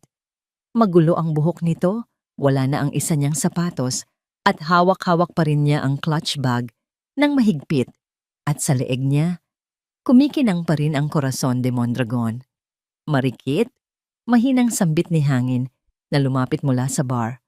Anong nangyayari? Huhulihin namin siya, deklara ng chief inspector. Ang tunay niyang pangalan ay Jessica Manalo. Wanted siya sa Cebu, Davao at Manila dahil sa pagpapanggap bilang anak ng mayayaman at pagtatakbo ng milyon-milyong piso. Isa siyang professional scammer. Bumagsak ang panga ni Doña Biyaya. Parang huminto ang pagtibok ng puso niya. Hindi. Bulong niya. Hindi totoo yan. Ang investment. Ang 50 million. Walang 50 million, ma'am. Sagot ng pulis. Pero base sa report may tangay siyang kwintas ngayon at base sa CCTV sa labas, may naghihintay na van para itakas siya. Tumingin si Doña Biyaya kay Marikit. Nakita niya ang takot sa mukha ng babae, pero hindi takot ng isang inosente, kundi takot ng isang nahuli. Jessica? Tawag ni Doña Biyaya, nanginginig ang boses. Ang kwintas ko! Biglang nagbago ang mukha ni Marikit at Jessica. Nawala ang pagiging sosyal. Tumingin ito ng masama kay Doña Biyaya. Kunin mo ang pesteng kwintas na to. Sigaw ni Marikit sabay higit sa kwintas at hagis nito sa sahig. Peke naman ang mga tao dito. Puro kayo yabang, wala naman palang pera. Kung alam ko lang na baon kayo sa utang, hindi ko na sana kayo pinag-aksyahan ng panahon. Napasinghap ang mga bisita. Ang mga amiga ni Doña Biyaya ay nagbubulungan na. Kinukunan ng video ang nangyayari. Naglakad si Sinag palapit sa gitna. Pinulot niya ang kwintas mula sa sahig. Tiningnan niya ito, tapos tumingin kay Doña Biyaya. See? Sabi ni Sinag, ang boses ay mahina, Pero rinig ng lahat. Sabi ko naman sa'yo, Doña Biyaya, hindi ako gumagastos para sa mga linta. Kayo lang ang mahilig mag-alaga ng ahas. Habang pinupusasan si Marikit at kinakaladkad palabas, naiwan si Doña Biyaya na nakatayo sa gitna ng kanyang birthday party. Ang kanyang mukha ay namumula sa pinaghalong galit at kahihiyan. Ang lahat ay nakatingin sa kanya. Ang reyna ng Villa Paraiso ay nahubaran na ng korona. Tumingin siya kay Hangin, pero nakayuko lang ang anak niya, hindi makatingin sa kanya. At si Sinag ay nakatingin sa kanya ng diretso. Walang-walang ngiti, walang saya, awa lang. At iyon ang mas masakit sa lahat. Tapos na ang party. Deklara ni Sinag sa mikropono ng banda. Please vacate the premises. Tomorrow, we will conduct an inventory of the assets, including this house. Sa sandaling iyon, alam ni Doña Biyaya na hindi lang pera ang nawala sa kanila. Nawala na ang lahat.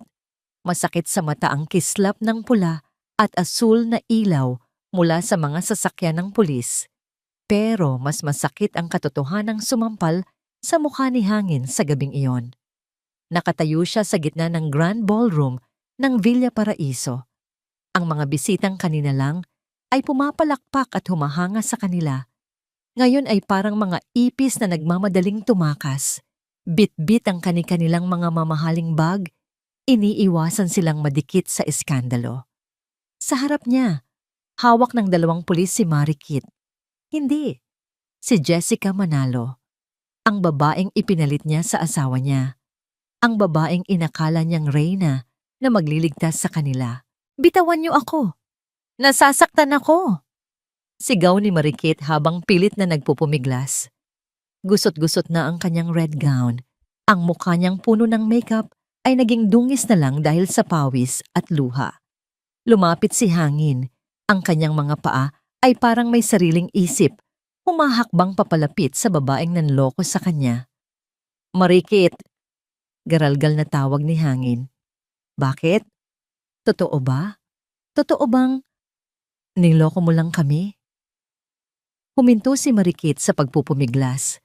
Tumingala ito at tumingin kay Hangin. Inaasahan ni Hangin na magsusorry ito.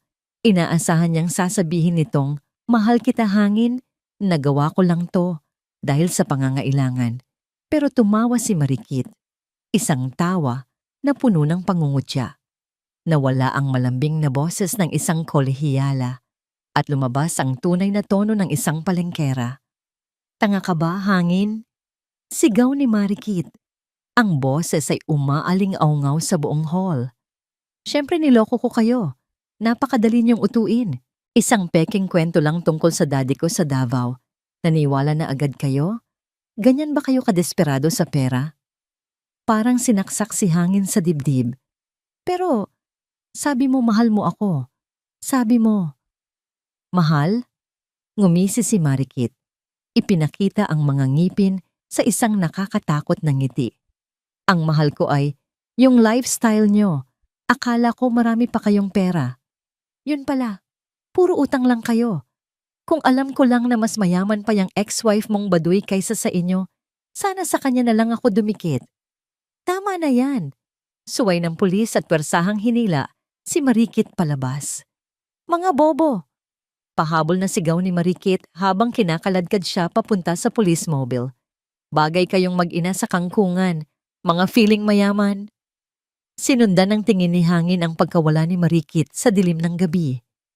Kasabay noon ay ang pagkawala ng huling hibla ng kanyang pride. Napaupo siya sa sahig. Hindi na niya alintana kung marumi ito. Hindi na niya alintana kung nakatingin ang mga natitirang staff. Ang sakit! Sobrang sakit.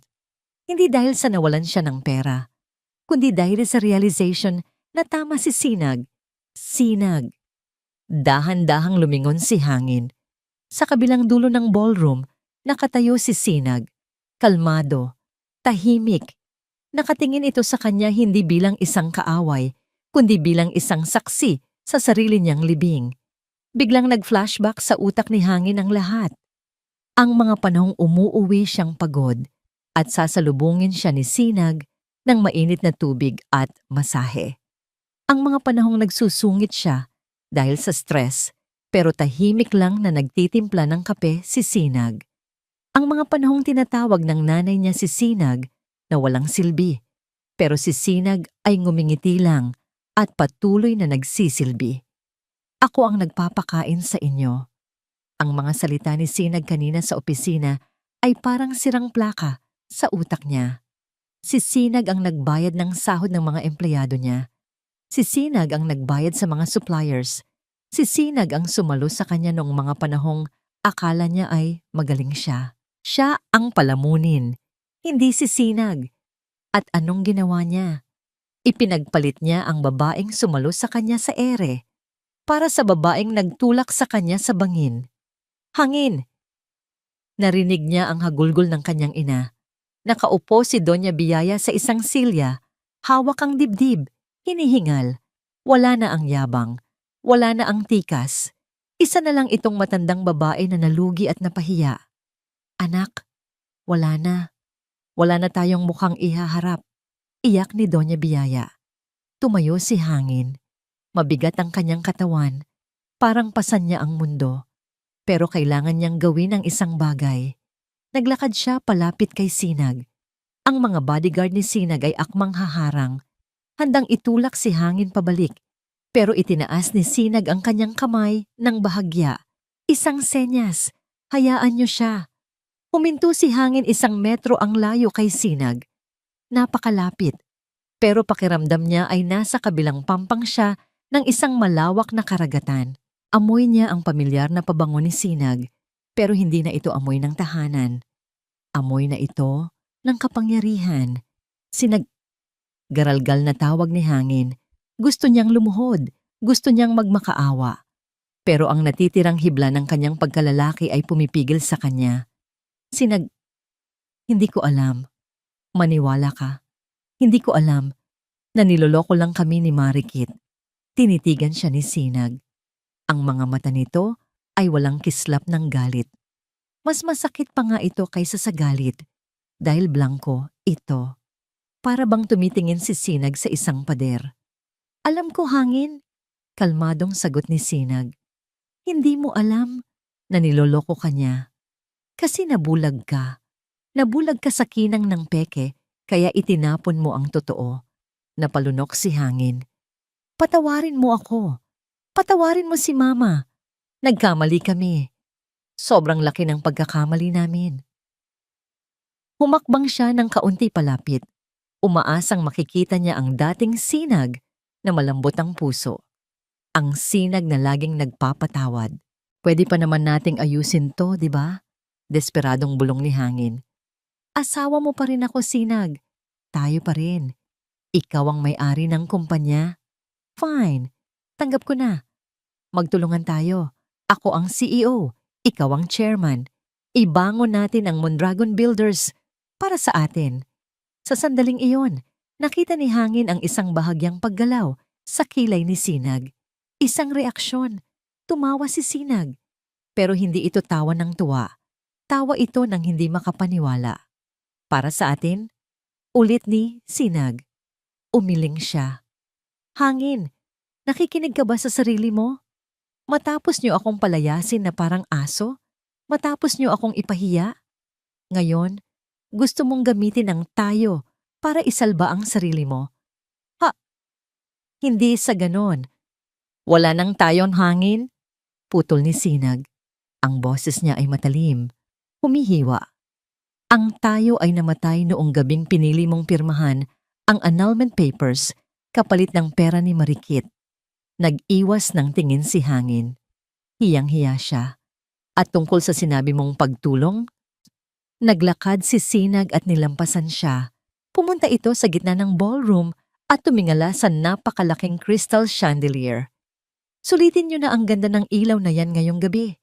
Sabi ni Sinag ng malakas, para marinig ni Doña Biyaya na nasa gilid pa rin. Kumunot ang noo ni Hangin. Anong ibig mong sabihin? Humarap ulit si Sinag sa kanila. Dahil bukas ng umaga, darating ang sheriff. Deklara ni Sinag. This house, Villa Paraiso, is technically an asset of the company.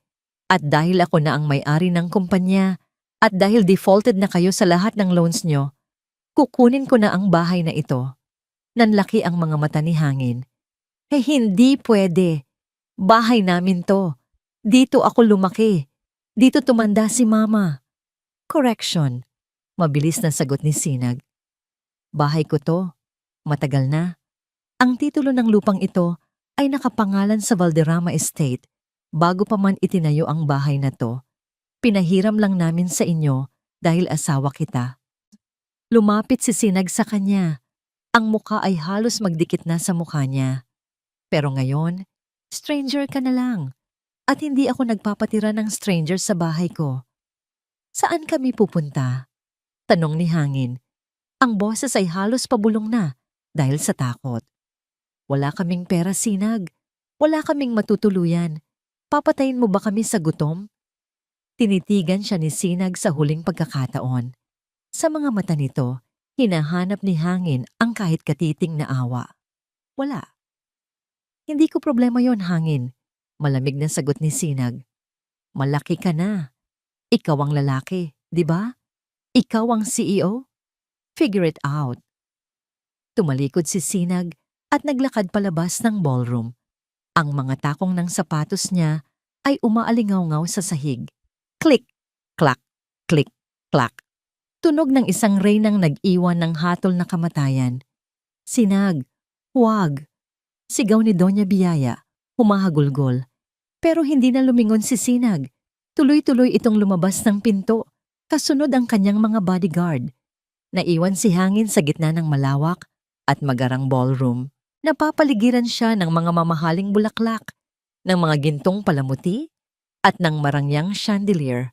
Pero sa unang pagkakataon sa buhay niya, naramdaman niya ang tunay na kahulugan ng pagiging mahirap. Napatingin siya sa kanyang ina na nakasalampak sa sahig, umiiyak.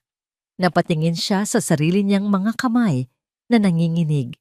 Ang bituin ng mga Mondragon ay tuluyan ng bumagsak at wala nang sasalo sa kanila.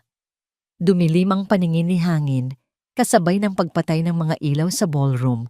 Umaga, pero walang sikat ng araw. Ang kalangitan sa ibabaw ng Villa Paraiso ay kasing kulay ng abo, makapalang ulap, at ang hangin ay may dalang amoy ng ulan na nagbabadya ng isang malakas na bagyo.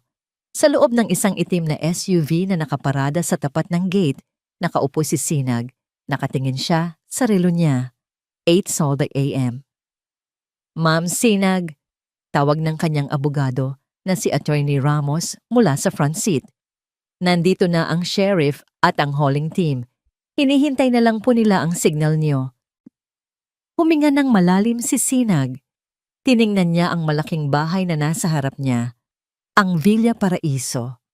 Ang bahay na saksi sa kanyang 3 taong pagluha. Ang bahay kung saan siya inalila, sinampal, at itinapon. Bigyan pa natin sila ng 5 minuto. Utos ni Sinag. Gusto kong makita kung gaano katigas ang mukha nila. Sa loob ng Villa Paraiso, rinig ni Sinag ang sigawan kahit nasa labas siya. Bumaba ang bintana ng sasakyan. Ang boses ni Doña Biyaya ay umaalingaw-ngaw hanggang sa kalsada. Hindi! Hindi ako aalis. Bahay ko to. Pamamahay ng anak ko to. Tumawag kayo ng pulis. Ipabarangay niyo ang babaeng yan. Napailing si Sinag. Denial.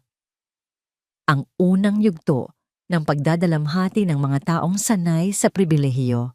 Let's go, sabi ni Sinag. Bumukas ang pinto ng SUV. Bumaba si Sinag. Suot ang isang simpleng pero eleganteng beige trench coat at dark shades. Sa likod niya, sumunod ang sheriff, ang mga pulis, at ang isang batalyon ng mga tagabuhat. Binuksan ng guard ang gate. Ang guard na ngayon ay empleyado na rin ni Sinag. Naglakad sila papasok sa driveway. Sa front door, nakaharang si Doña Biyaya. Nakapambahay na ito, gulo-gulo ang buhok at halatang hindi natulog. Hawak nito ang isang walis tambo. Tila gagamitin itong sandata laban sa batas. Sa likod ng matanda ay si Hangin, nakaupo sa hagdanan ng porch, nakasubsob ang mukha sa mga palad. Suko na. Walang papasok. Tili ni Doña Biyaya. Iwinawasiwas ang walis. Trespassing kayo! Sinag! Demonyita ka! Akala mo matatakot mo ako sa mga bayarang tao na to? Huminto si Sinag sa paanan ng hagdan. Tinanggal niya ang kanyang shades at tinitigan ng biyanan. Dating biyanan. Good morning, Doña Biyaya. Bati ni Sinag ng walang emosyon. Nakahimpake na ba kayo? Sabi ko sa'yo kagabi, darating ako. Hindi kami aalis, sigaw ng matanda. Akin ang bahay na to. Regalo ito ng asawa ko sa akin bago siya namatay. At ang titulo nito ay nasa pangalan ng anak ko. Dugo at pawis ng mga Mondragon ang ipinandilig sa lupaing ito. Lumingon si Sinag kay Attorney Ramos. Tumango ang abogado at iniabot kay Sinag ang isang brown envelope. Hangin, tawag ni Sinag. Nag-angat ng tingin si Hangin. Pula ang mga mata nito. Sabihin mo sa nanay mo ang totoo, utos ni Sinag. Tumayo si Hangin ng dahan-dahan. Tama na. Anong tama na? Bulyaw ni Doña Biyaya sa anak. Ipaglaban mo ang bahay mo. Ikaw ang bumili nito, di ba? Sabi mo sa akin nung kasal nyo, surprise mo ito sa amin. Napayuko si Hangin. Hindi makasagot. Ngumisi si Sinag. Isang mapait na ngangisi. Ayaw mong sabihin? Tanong ni Sinag kay Hangin. Pwes, ako ang magsasabi. Naglakad paakyat si Sinag sa porch, papalapit kay Doña Biyaya. Ang mga pulis ay nakaalerto, handang awatin ng matanda kung mananakit ito. Binuksan ni Sinag ang envelope at inilabas ang isang lumang dokumento. Ang papel ay medyo naninilaw na, pero malinaw pa rin ang tatak ng Registry of Deeds. Basahin mo, Doña Biyaya, sabi ni Sinag.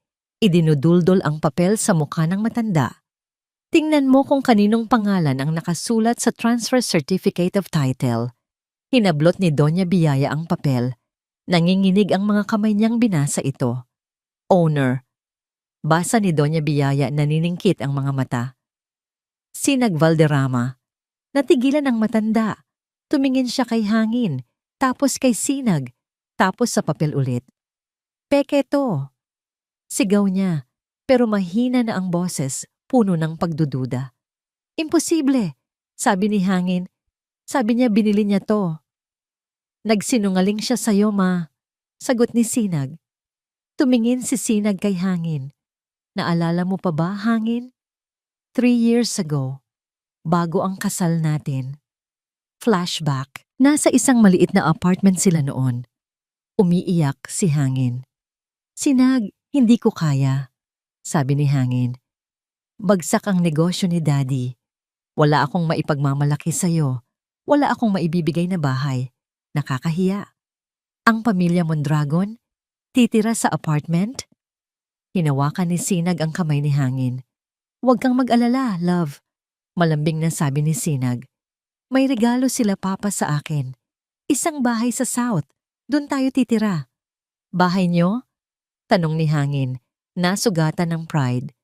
So makikitira ako sa inyo? Magmumukha akong binuhay ng asawa. Ngumiti si Sinag. Hindi. Sasabihin natin sa lahat na ikaw ang bumili. Sasabihin natin na niyakap siya ni Hangin ng mahigpit. Salamat, Sinag. Pangako, babawi ako. Balang araw, bibilhin ko talaga to para sa'yo. End flashback. Bumalik ang diwa ni Sinag sa kasalukuyan. Ang alaala ay parang asido na tumutunaw sa puso niya. Ang tanga-tanga niya noon. Pinrotektahan ko ang ego mo. Hangin, sabi ni Sinag. Ang boses ay basag, pero matatag. Pinalabas ko na ikaw ang provider kahit ako ang gumagastos. Pinalabas ko na sa'yo ang bahay na to para hindi ka maliitin ng mga amiga ng nanay mo. At anong ginawa niyo? Tinuro ni Sinag ang pinto ng bahay. Sa loob ng bahay na to, sa loob ng bahay ko, inalila niyo ako, pinakain niyo ako ng tirang pagkain, at dito niyo rin dinala ang babaeng ipinalit niyo sa akin. Bumagsak ang papel mula sa kamay ni Doña Biyaya. Hangin, bulong ng matanda. Totoo ba? Nakikitira lang tayo? Tumango si Hangin, tumutulo na ang luha. Sorry ma, wala talaga akong pera noon. Si Sinag ang sumalo ng lahat. Sa sandaling iyon, gumuho ang mundo ni Doña Biyaya. Ang pride niya, ang yabang niya, ang paniniwala niyang siya ay superior kay Sinag. Lahat yon ay kasinungalingan. Siya pala ang parasite. Siya pala ang palamunin sa pamamahay ng babaeng inalipusta niya. Napaupo si Doña Biyaya sa sahig ng porch. Tulala. Sheriff! Tawag ni Sinag. Lumapit ang sheriff. Yes, ma'am. Execute the eviction order. Utos ni Sinag. Wala nang awa sa tono niya. I want everything out. Now. Masusunod po. Nag-umpisa ang gulo. Pumasok ang mga tagabuhat sa loob ng bahay. Huwag! Ang mga Vasco! Sigaw ni Doña Biyaya nang makitang inilalabas ang mga gamit. Ma, tama na. Awat ni Hangin. Hila-hila ang ina. Nakita ni Sinag kung paano ilabas ang sofa kung saan siya laging pinapagalitan. Ang dining table kung saan siya binato ng annulment papers, ang kama kung saan siya umiyak gabi-gabi. Isa-isang inilambak ang mga gamit sa driveway. Umuulan na ng pino. Nababasa ang mga mamahaling furniture. Nababasa ang mga paintings. Lumapit si Hangin kay Sinag. Sinag! Sabi ni Hangin. Saan kami pupunta? Kahit bigyan mo lang kami ng 1 linggo. Please, para kay Mama. Tiningnan ni Sinag si Hangin. May 15 billion ang value ng bahay na to, Hangin. Sabi ni Sinag. At ni Cinco, wala kang inambag. Binigyan ko kayo ng 3 taon ng libreng tirahan. 3 taon ng libreng pakain. Sobra-sobra na ang charity na natanggap nyo. Kinuha ni Sinag ang kanyang payong mula sa bodyguard at binuksan ito. May mga kamag-anak kayo sa probinsya, di ba? Dagdag ni Sinag. Panahon na para matuto kayong mamuhay nang naaayon sa tunay niyong antas. Tinalikuran niya si Hangin. Ilabas lahat! Sigaw ni Sinag sa mga movers. Huwag kayong magtitira kahit 1 basahan. Mula sa gate, habang naglalakad pabalik sa sasakyan, naririnig ni Sinag ang pagmamakaawa ni Doña Biyaya sa mga pulis, ang tunog ng mga gamit na ibinabagsak sa semento, at ang ihip ng hangin na nagbabadya ng malakas na ulan. Sumakay siya sa kotse at isinara ang pinto. Katahimikan. Sa wakas, tahimik na. Napahawak si Sinag sa kanyang dibdib. Masakit pa rin. Pero ito ang sakit na kailangan para gumaling.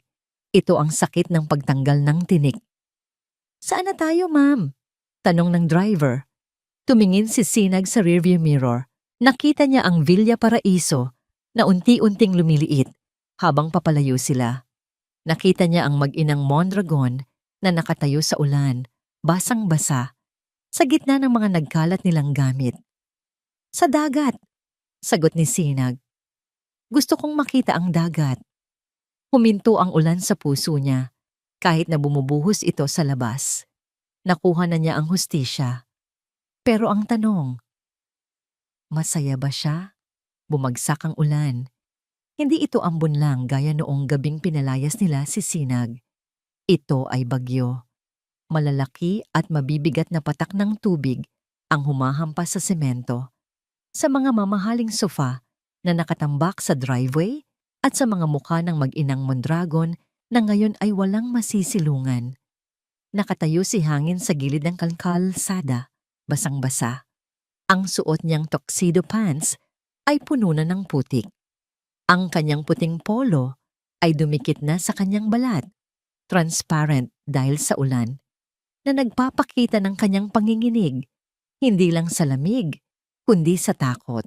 Sa harap niya, nakasarado na ang malaking bakal na gate ng Villa Paraiso. Ang pangalang Mondragon na nakaukit sa brass plate sa pader ay tinatanggal na ng mga tauhan ni Sinag gamit ang crowbar. Klang! Klang! Klang! Bawat pukpok ay parang pako na ibinabaon sa kabaong ni Hangin. "Hangin, ano na?" Ang tili ng kanyang ina ay sumapaw sa ingay ng ulan. Nakaupo si Doña Biyaya sa ibabaw ng isang basang kutsyon, ang kanyang paboritong orthopedic mattress na nagkakahalaga ng 100,000, ngayon ay sinisip-sip na ang maruming tubig baha ng kalsada. "Kasalanan mo to!" Sigaw ni Doña Biyaya habang pilit na pinapayungan ang sarili gamit ang isang dyaryo na nalusaw na rin. "Kung hindi ka nagpasilaw sa babaeng yon, kung hindi mo hiniwalayan si Sinag, nasa loob pa sana tayo. Naka-aircon, kumakain ng mainit." Napapikit si Hangin. Tama na, please." "Anong tama na? Tignan mo ako." Tumayo si Doña Biyaya at lumapit sa kanya. Hinampas siya sa dibdib. "Basang-basa na ako. Ang mga gamit ko, sira na. Saan tayo matutulog, Hangin? Sa ilalim ng tulay? Ito ba ang legacy na ipapamana mo sa akin?" Hindi sumagot si Hangin. Wala siyang maisagot. Dahil tama ang nanay niya. Siya ang kapitan ng barkong ito at hinayaan niyang lumubog sila dahil sa kanyang kayabangan. Tinalikuran niya ang ina at inilabas ang kanyang cellphone mula sa bulsa. 10% battery. Basag ang screen dahil nahulog kanina sa gulo. Kailangan niya ng tulong. Kahit sino. Hinanap niya ang pangalan ni paring Mike sa contacts. Si Mike, ang best friend niya simula college, ang kumpare niya sa inuman, ang laging nangungutang sa kanya noon pero laging sinasagot ni Hangin dahil bros for life daw. Ring. "Hello, Hangin?" Sagot sa kabilang linya. Maingay ang background, parang nasa party. "Mike, pare." Halos pasigaw na sagot ni Hangin. Nilalakasan ng boses para marinig sa ulan. "Pare, kailangan ko ng tulong. Emergency. Pwede ba kaming makituloy ni Mama sa inyo? Kahit ilang gabi lang. Pinalayas kami sa..." Pare, nasa Batangas ako eh." Putol ni Mike. "Family outing. Next week pa ang balik namin." Napakunot ang noo ni Hangin. "Batangas?" "Rinig ko ang boses ng mga staff ng bar sa Makati, Mike. Nandiyan ka sa BGC, di ba? Pare, kahit sunduin mo lang kami. Wala kaming sasakyan." Katahimikan sa kabilang linya. Pagkatapos, narinig niya ang pagbabago ng tono ni Mike. "Alam mo, Hangin, napanood namin ang video sa Facebook." Sabi ni Mike. Seryoso na. Kalat na kalat na. Scam pala ang fiancé mo at baon kayo sa utang? "Sorry pare, pero baka madamay ako sa kaso nyo. Alam mo naman tumatakbo si Erpat sa eleksyon. I can't be seen with you." Tuot, tuot, tuot, binabaan siya. Nanlamig si Hangin. Ang bro niya, ang kaibigan niya, sinubukan niya ulit. Si Ninong Gov, ang ninong niya sa kasal na nangakong laging nandyan para sa kanya. "The number you have dialed is presently not reachable." Blocked. Sinubukan niya ang mga business partners, ang mga kalaro sa golf, ang mga pinsan na laging humihingi ng balato. Wala. Walang sumasagot. O kung may sumagot man, puro dahilan. "Nasa abroad ako. May sakit ang asawa ko. Sorry, gipit din kami." Habang patuloy ang pagbuhos ng ulan, unti-unting naintindihan ni Hangin ang isang malupit na katotohanan. Wala siyang kaibigan.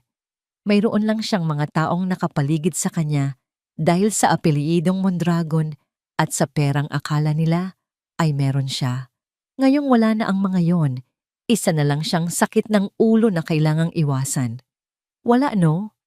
Napalingon siya kay Doña Biyaya. Nakaupo na ulit ito sa kutsyon, yakap ang sarili, nanginginig sa ginaw. Ang matandang babae na laging maingay at mataray, ngayon ay mukhang maliit at mahina. "Wala nang sasagot sa atin, anak?" Bulong ni Doña Biyaya. Tumutulo ang luha kasabay ng ulan sa kanyang mukha. "Alam mo kung sino lang ang sumasagot sa tawag natin noon kapag gipit tayo?" Tumingin si Doña Biyaya sa kanya ng diretso. "Si Sinag." Napayuko si Hangin. Ang pangalan na naman na iyon, naalala niya noong na-dengue siya. Walang gustong magbantay sa ospital dahil busy ang mga friends niya. Si Sinag, kahit puyat sa pagtatrabaho ng sideline online, ay hindi umalis sa tabi niya. Naalala niya noong na-scam sila sa supplier dati. Si Sinag ang tahimik na nagbenta ng mga alahas na akala ni Hangin ay peke para punan ng kulang. Si Sinag lang. Si Sinag lang ang nagmahal sa kanya noong wala siyang kwenta. At si Sinag ang nag-iisang tao na sinaktan niya ng sagad. Napaupo si Hangin sa basang aspalto sa tabi ng ina. Wala na siyang pakialam sa dumi. Ma, sabi ni Hangin. Basag ang boses. Hinubad niya ang kanyang basang coat at ibinalot ito sa balikat ng ina. Wala itong gaanong silbi dahil basa rin, pero ito lang ang kaya niyang ibigay. Patawarin mo ako. Ang yabang ko. Akala ko kaya ko ang lahat. Hinawakan ni Doña Biyaya ang kamay niya. Malamig ang kamay ng ina. Anong gagawin natin, Hangin? Tanong nito. Parang batang nawawala. Gutom na ako. Nilalamig ako. Tumingin si Hangin sa paligid. Sa mga nagkalat na gamit na ngayon ay basura na. Sa madilim na kalsada, sa sarado at matayog na gate ng Villa Paraiso na hindi na kailanman magbubukas para sa kanila. Kailangan niyang lunukin ang lahat. Ang pride, ang hiya, ang dignidad. Dahil kung hindi, mamamatay sila dito sa kalsada.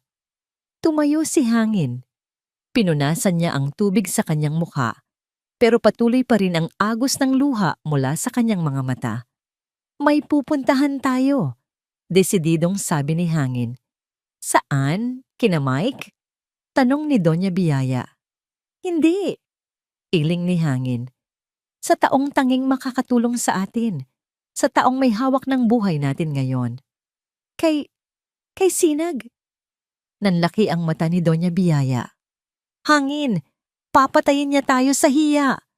Matapos ang ginawa natin, hindi niya tayo tatanggapin. Wala na tayong choice, ma. Sagot ni Hangin. Hinila niya ang isang malaking payong na nakatusok sa tumpok ng mga damit at binuksan ito. Luluhod ako, sabi ni Hangin. At sa pagkakataong ito, seryoso siya. Luluhod ako hanggang sa magdugo ang tuhod ko. Magmamakaawa ako. Gagawin ko ang lahat. Patawarin lang niya tayo. Inalalayan niya ang kanyang ina patayo. Tara na, ma. Hahanapin natin siya. Naglakad ang mag-ina sa gitna ng bagyo. Papalayo sa paraisong naging impyerno at papunta sa isang direksyon na hindi nila sigurado kung may naghihintay na liwanag o tuluyan ng kadiliman. Ang ulan ay patuloy sa pagbuhos, tinatangay ang huling bakas ng karangyaan ng mga Mondragon hanggang sa wala nang matira kundi ang katotohanan. Malamig ang aircon sa lobby ng Valderrama Tower, dating Mondragon Builders. Pero mas malamig ang tingin ni Sinag sa lalaking nasa kanyang harapan.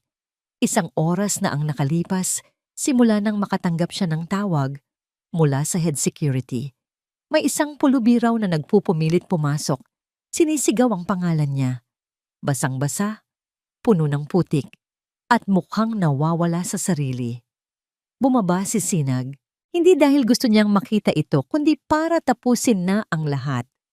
Para sa closure. At ngayon, nandito siya. Nakatayo ng tuwid. Suot ang kanyang malinis at plansadong business suit. Habang sa harap niya ay ang lalaking minsan niyang tinuring na mundo. Si Hangin. Nakaupo ito sa sahig ng lobby, sa ibabaw ng mamahaling marble tiles. Basang-basa ang suot nitong tuxedo, ang parehong tuxedo na suot nito noong gabing ipinagpalit siya. Nanginginig ang mga labi nito, namumula ang mga mata, at ang buhok ay nakadikit sa noo dahil sa ulan at pawis. Ang layo na ng agwat nila, langit at lupa. Ma'am Sinag, bulong ng guard. Paalisin na po ba namin? Nakaka-disturb po sa ibang tenants. Itinaas ni Sinag ang kanyang kamay. Iwan niyo muna kami. Bigyan niyo ako ng 5 minuto. Tumango ang mga guard at lumayo ng kaunti, pero nanatiling nakaalerto. Nang marinig ni Hangin ang boses ni Sinag, dahan-dahan itong nag-angat ng tingin. Sa sandaling magtama ang kanilang mga mata, nakita ni Sinag ang pagguho ng natitirang pader sa puso ng lalaki. Sinag, garalgal na tawag nito. Pilit na tumayo si Hangin, pero dahil sa panghihina at dulas ng sahig, muntik na itong matumba. Gustong humakbang ni Sinag para alalayan siya. Isang reflex na nakuha niya sa 3 taong pagiging asawa. Pero pinigilan niya ang sarili. Nanatili siyang nakatayo, matatag, hindi gumagalaw. "Anong ginagawa mo dito, Hangin?" tanong ni Sinag. Ang boses niya ay hindi galit, hindi rin masaya. Ito ay basyo, walang laman. "Sinag, patawarin mo ako." Humahagulgol na, sabi ni Hangin. Lumapit ito at akmang hahawakan ng kamay niya, pero umiwas si Sinag. "Patawarin mo kami ni Mama. Nagkamali ako. Sobrang laki ng pagkakamali ko." "Alam ko," sagot ni Sinag, "at pinagbabayaran niyo na yun ngayon." "Wala na kaming matuluyan," sumbong ni Hangin, parang batang naghahanap ng kalinga. Nasa labas si Mama, sa may waiting shed. Nilalamig siya. Gutom na kami, Sinag. Walang gustong tumulong sa amin. Lahat sila, tinalikuran kami. Tinitigan siya ni Sinag. "Ganyan ang pakiramdam, Hangin. Ganyan ang pakiramdam noong gabing pinalayas niyo ako. Naalala mo? Umulan din noon. At wala rin akong matuluyan." "Alam ko. At pinagsisisihan ko yon araw-araw." Sigaw ni Hangin. Bigla itong lumuhod. Ang dating mapagmataas na CEO, ang lalaking laging nakataas ang noo, ay nakaluhod na ngayon. Sa paanan ni Sinag, yinakap nito ang kanyang mga binti. Binabasa ng luha at putik ang kanyang pantalon. "Parang awa mo na, Sinag." Pagmamakaawa ni Hangin. "Kahit wag na para sa akin, para na lang kay Mama. Pabalikin mo kami sa bahay. Kahit sa maid's quarters lang. Kahit maging driver mo o ako. Gagawin ko ang lahat. Babawi ako sa'yo. Pagsisilbihan kita gaya ng pagsisilbi mo sa akin noon." Tumingala si Hangin. Ang mga mata ay puno ng desperasyon at pag-asa. "Mahal pa rin kita, Sinag. Alam kong nandyan pa rin yon. 3 taon tayong nagsama. Hindi pwedeng mawala yon ng ganun-ganun lang. Pwede pa nating ayusin to. Please, honey boy, give me one more chance." "Honey," ang tawag na yon.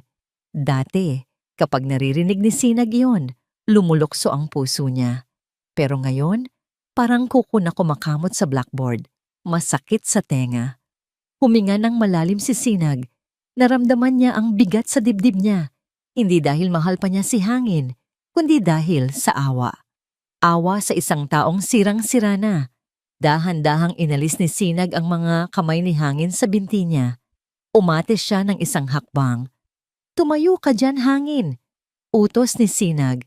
"Hindi bagay sa'yo ang lumuhod." "Hindi ako tatayo hanggat hindi mo ako pinapatawad." Giit ni Hangin. "Pinatawad na kita," sabi ni Sinag. Natigilan si Hangin. Lumiwanag ang mukha nito. "Talaga? Ibig sabihin, pwede na kaming bumalik? Pwede na tayong magsimula ulit?" Umiling si Sinag. Isang malungkot na iling. "Pinatawad na kita, Hangin. Dahil ayaw kong dalhin ang bigat ng galit sa puso ko. Gusto kong maging malaya. Pero ang pagpapatawad ay hindi nangangahulugang pagbabalik." Nawala ang nangiti ni Hangin. "Anong ibig mong sabihin?" "Sabi mo mahal mo ako," tanong ni Sinag. Tumingin siya sa malayo, sa labas ng glass door kung saan bumubuhos ang ulan. "Hangin, hindi mo ako mahal. Mahal mo lang ang ginhawa na ibinibigay ko. Mahal mo lang ang idea na may nag-aasikaso sa'yo. Mahal mo lang ako ngayon dahil kailangan mo ako." "Hindi totoo yan." "Totoo yan," putol ni Sinag. Tumingin siya ng diretso sa mata ni Hangin. "Dahil kung mahal mo talaga ako, hindi mo ako ipagpapalit sa pera. Kung mahal mo ako, hindi mo hahayaang saktan ako ng nanay mo sa loob ng 3 taon. Ang pag-ibig, Hangin, ay nagpoprotekta. hindi nananakit. Binuksan ni Sinag ang kanyang bag. Kinuha niya ang isang puting sobre. Ito, abot ni Sinag. Kinuha ito ni Hangin nang nanginginig ang kamay. Ano to? Susi ng bahay. Tseke, sagot ni Sinag. Sapat yan para makauwi kayo ng nanay mo sa probinsya ng tatay mo sa Bicol. At sapat yan para makapagsimula kayo ng maliit na negosyo, tindahan o karinderya. Binuksan ni Hangin ang sobre. Nakita niya ang halaga. Malaki ito para sa karaniwang tao, pero barya lang kumpara sa nawala sa kanila. Pera? Tanong ni Hangin. Na-offend. Binabayaran mo ba ako, Sinag? Akala ko ba asawa mo ako? Ex-wife, pagtatama ni Sinag. At hindi kita binabayaran. Tulong yan. Abuloy. Abuloy?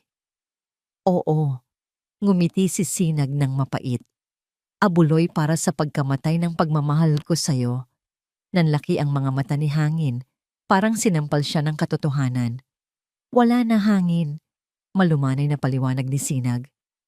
Yung Sinag na tanga sa pag-ibig, yung Sinag na handang magpaalila, patay na siya. Namatay siya noong gabing tinulak mo siya palabas ng gate habang umuulan. Ang kaharap mo ngayon, ibang tao na. Sinag, wag namang ganito. Tanggapin mo na lang, sabi ni Sinag. Iyan na lang ang kaya kong ibigay, ang dignidad na makapagsimula kayo ulit nang malayo sa akin.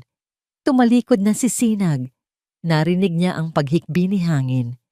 Sinag, mahal kita. Pexman, sigaw ni Hangin. Huminto si Sinag.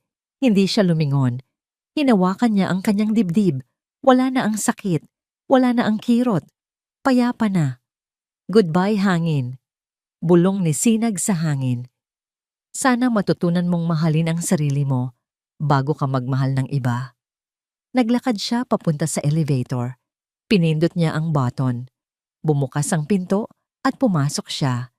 Sa huling sandali bago sumara ang elevator, nakita niya si Hangin na nakaupo pa rin sa sahig, hawak ang sobre, umiiyak habang nakatingin sa kanya.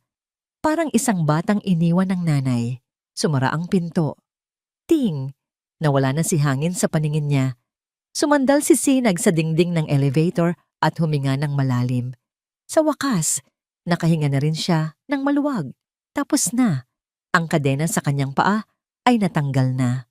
Ang bigat sa kanyang balikat ay nawala na. Nasa kanya na ang kumpanya. Nasa kanya na ang bahay. At higit sa lahat, nasa kanya na ulit ang kanyang sarili. Pagbukas ng elevator sa top floor, sinalubong siya ng sikat ng araw na tumatagos sa glass windows ng opisina. Tumila na ang ulan. Naglakad si Sinag papunta sa bintana. Tinitigan niya ang view ng syudad. Mula dito sa taas, ang mga tao sa baba ay parang langgam na lang. Ang mga problema niya noon, parang alikabok na lang. Napangiti si Sinag. Isang tunay na ngiti. Oras na para sa bagong kabanata. 6 na buwan. 6 na buwan na ang nakalipas mula nang bumuhos ang malakas na ulan na naghugas sa lahat ng dumi ng kahapon. Ngayon, sa Villa Paraiso, iba na ang ihip ng hangin. Hindi na ito amoy luma, hindi na amoy takot, at lalong hindi na amoy Mondragon. Amoy dagat na. Sariwa. Malaya. Nakatayo si Sinag sa beranda, sa parehong beranda kung saan madalas siyang sigawan ni Doña Biyaya noon dahil sa maling timpla ng kape. Pero ngayon, wala nang sumisigaw.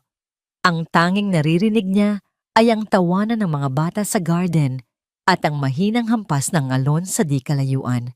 Binago na ni Sinag ang lahat. Wala na ang mga gintong rehas, wala na ang mabibigat na kurtina na humaharang sa liwanag. Pinalitan niya ito ng malalaking salamin na bintana para pumasok ang sikat ng araw. Ang mga pader na dating kulay gray, ngayon ay pininturahan na ng puti at dilaw, mga kulay ng pag-asa. Ang Villa Paraiso ay wala na. Sa gate, nakasabit ang isang bagong signboard na gawa sa kahoy. Tahanan ni Sinag, a shelter for new beginnings. Ma'am Sinag? Napalingon si Sinag. Si Kara, ang kanyang assistant, ay nakatayo sa may pintuan. May bit-bit na clipboard. "Yes, Kara?" Nakangiting sagot ni Sinag. "Dumating na po yung delivery ng mga bagong sewing machine para sa livelihood program." Report ni Kara. "Tapos po si Aling Nena, yung battered wife na tinanggap natin last week, gusto daw po kayong makausap. Magpapasalamat lang daw." Tumango si Sinag. "Sige, susunod ako sa baba. Salamat si Kara." Nang makaalis si Kara, muling tumingin si Sinag sa malawak na garden. Dati, puro imported na rosas lang ang nandyan na bawal hawakan. Ngayon, playground na ito. May mga duyan, may mga tanim na gulay, may buhay. Ang bahay na ito na dating kulay ng kanyang bangungot, ngayon ay nagsisilbing kanlungan para sa mga babaeng tulad niya noon. Mga asawang inabuso, niloko, at pinaniwalang wala silang halaga. Dito, tinuturuan niya silang tumayo sa sariling paa. Hindi lang basta binibigyan ng matutuluyan, kundi binibigyan ng dignidad. Humigpit ang hawak ni Sinag sa railings ng beranda. Naalala niya ang balita na natanggap niya kahapon mula sa isang kakilala sa Bicol. Ang pamilya, Mondragon daw, ay nagtitinda na ng kakanin sa palengke. Si Hangin daw ay pumapasada ng tricycle at si Doña Biyaya ay hindi na lumalabas ng bahay dahil sa hiya. Dati, inisip ni Sinag na kapag nakita niya silang naghihirap, matutuwa siya. Inisip niya na magdiriwang siya, pero nung narinig niya ang balita, wala siyang naramdaman. Hindi saya, hindi lungkot, kundi kapayapaan. Dahil ang tunay na move on ay hindi yung nakikita mong nagdurusa ang nanakit sa'yo. Ang tunay na move on ay yung hindi mo na sila iniisip dahil masyado ka nang abala sa pagpapaganda ng sarili mong buhay. Tinanggap niya na parte sila ng kwento niya, pero hindi sila ang buong kwento. Sila ay mga kabanata lang na kailangang isara para mabuksan ng bago. Sinag. Isang pamilyar na boses ang tumawag sa kanya mula sa baba. Tumingin siya sa garden. Si Aling Nena, may pasa pa sa pisngi pero nakangiti na, ay kumakaway sa kanya. Kasama nito ang 2 anak na naghahabulan. "Ma'am Sinag, salamat po sa bagong buhay." Sigaw ni Aling Nena. Kumaway pabalik si Sinag. "Walang anuman, nanay. Kayo ang gumawa niyan. Tinulungan ko lang kayo." Napapikit si Sinag at di na maang init ng araw sa kanyang mukha. Noon, akala niya, ang pangalan niyang Sinag ay isang sumpa. Kasi lagi siyang nagbibigay ng liwanag sa iba habang siya ay nauubos. Lagi siyang nagliliyab para magbigay init kay Hangin, hanggang sa maging abo siya. Pero mali pala siya. Ang araw ay hindi nauubos. Ang araw ay lumulubog lang para magpahinga.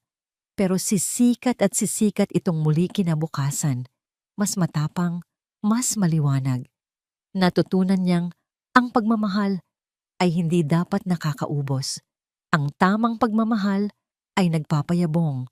At bago mo mahalin ang ibang tao, kailangan mo munang mahalin ang babaeng nakikita mo sa salamin.